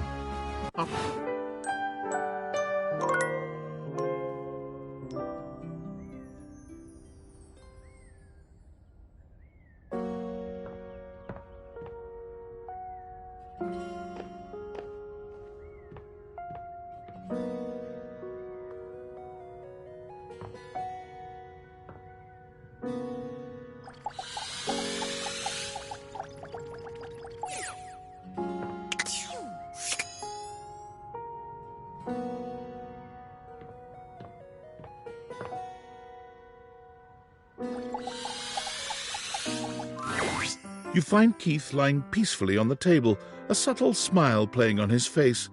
He looks up happily as you approach and waves you over. Hello, my friend. What a pleasure it is to see your face again. You know, after so long down there in that accursed crawl space, I have come to truly appreciate the little things. Such as the feeling of sunshine as I lie here. Or the calm murmur of the other things in the house as they go about their business. Keith's head slumps forward, his eyes fluttering shut. He snores quietly, both hands clutched around the key-like cane that steadies him.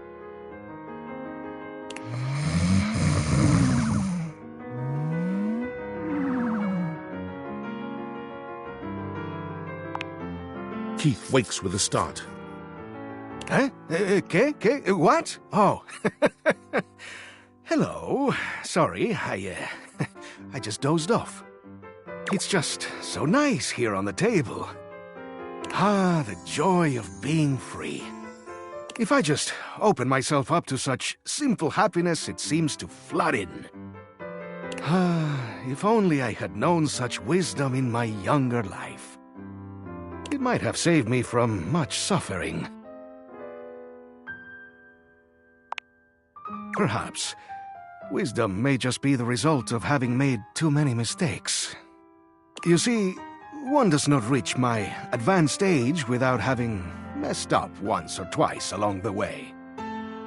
Although I pride myself on opening things, there are some doors that are meant to remain closed.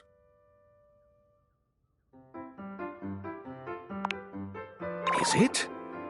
I don't think so. I still don't recall any specifics.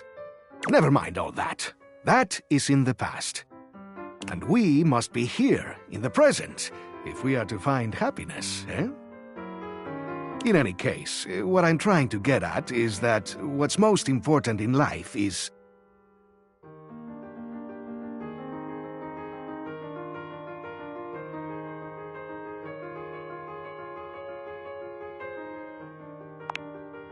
Just so. Let's enjoy this peaceful moment together for a bit. You know, you seem like a lovely sort. And in fact, there's something I'd like to give you. I need to make sure you're on the right track developing your character. So, let me take a closer look at you.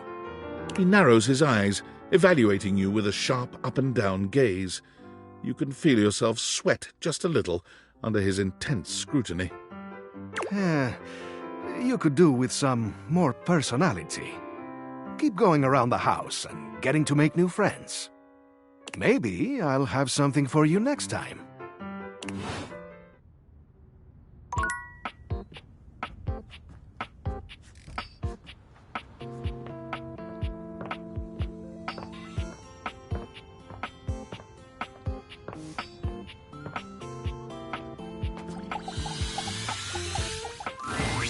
Well, hello there, Spicy. Bring that fantastic red shirt over here. I'm gonna take it off with my teeth.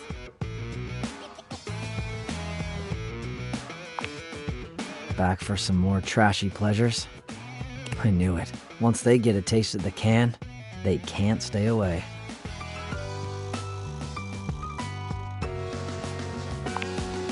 What's life without some surprises? So goes your love for Cam.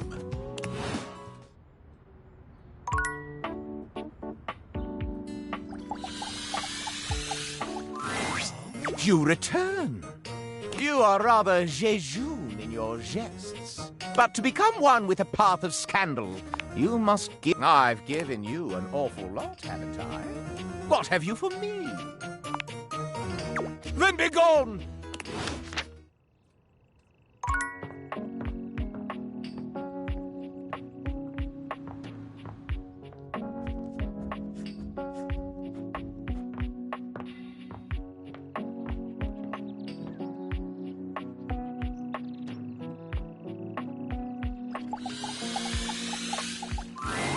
You arrive at the site of the competition. Seemingly every object in the house has come out to watch. The buzz in the air is full of expectation, excitement, and tension. The pressure is high. Stepford seems both eager and nervous. This is it! The big event! It's intimidating. All the screaming fans, all the other competitors. Whoever organized this thought of everything. Yo, I forgot to ask you last night. Did you talk to any of the other objects for the quiz?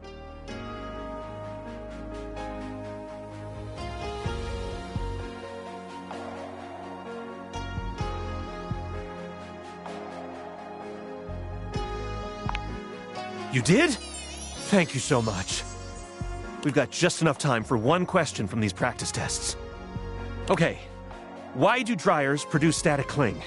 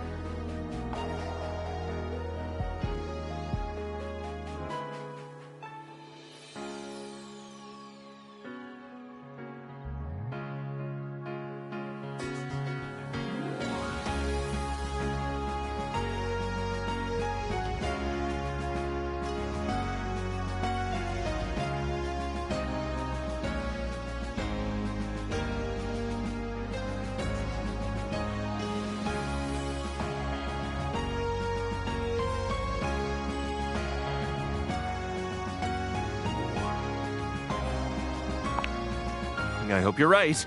Okay, time's up. Thank you so much for all your help. I wouldn't be here without you. Wish me luck. Stepford fails miserably, missing the podium entirely. He lands in last place, coming to find you afterward with barely restrained tears shining in his eyes. Well, that couldn't have gone any worse, could it? Last place, even below Raspberry. I just painfully embarrassed myself out there in front of everyone. I kind of feel abandoned, if I'm honest. I mean, I thought you were going to give me a hand with training. And I definitely should have actually slept last night. I guess it's probably best if our relationship never leaves the practice room. Still, I'm glad that I gave it a try. Now I know I really suck.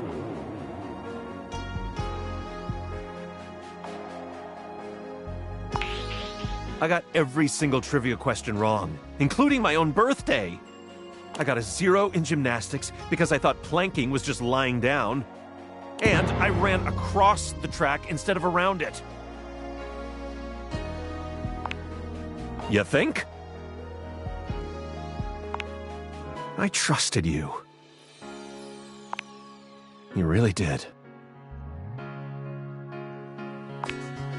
I guess so. I don't know. It's gonna take some time until I feel like I can trust you. Sounds good, friend.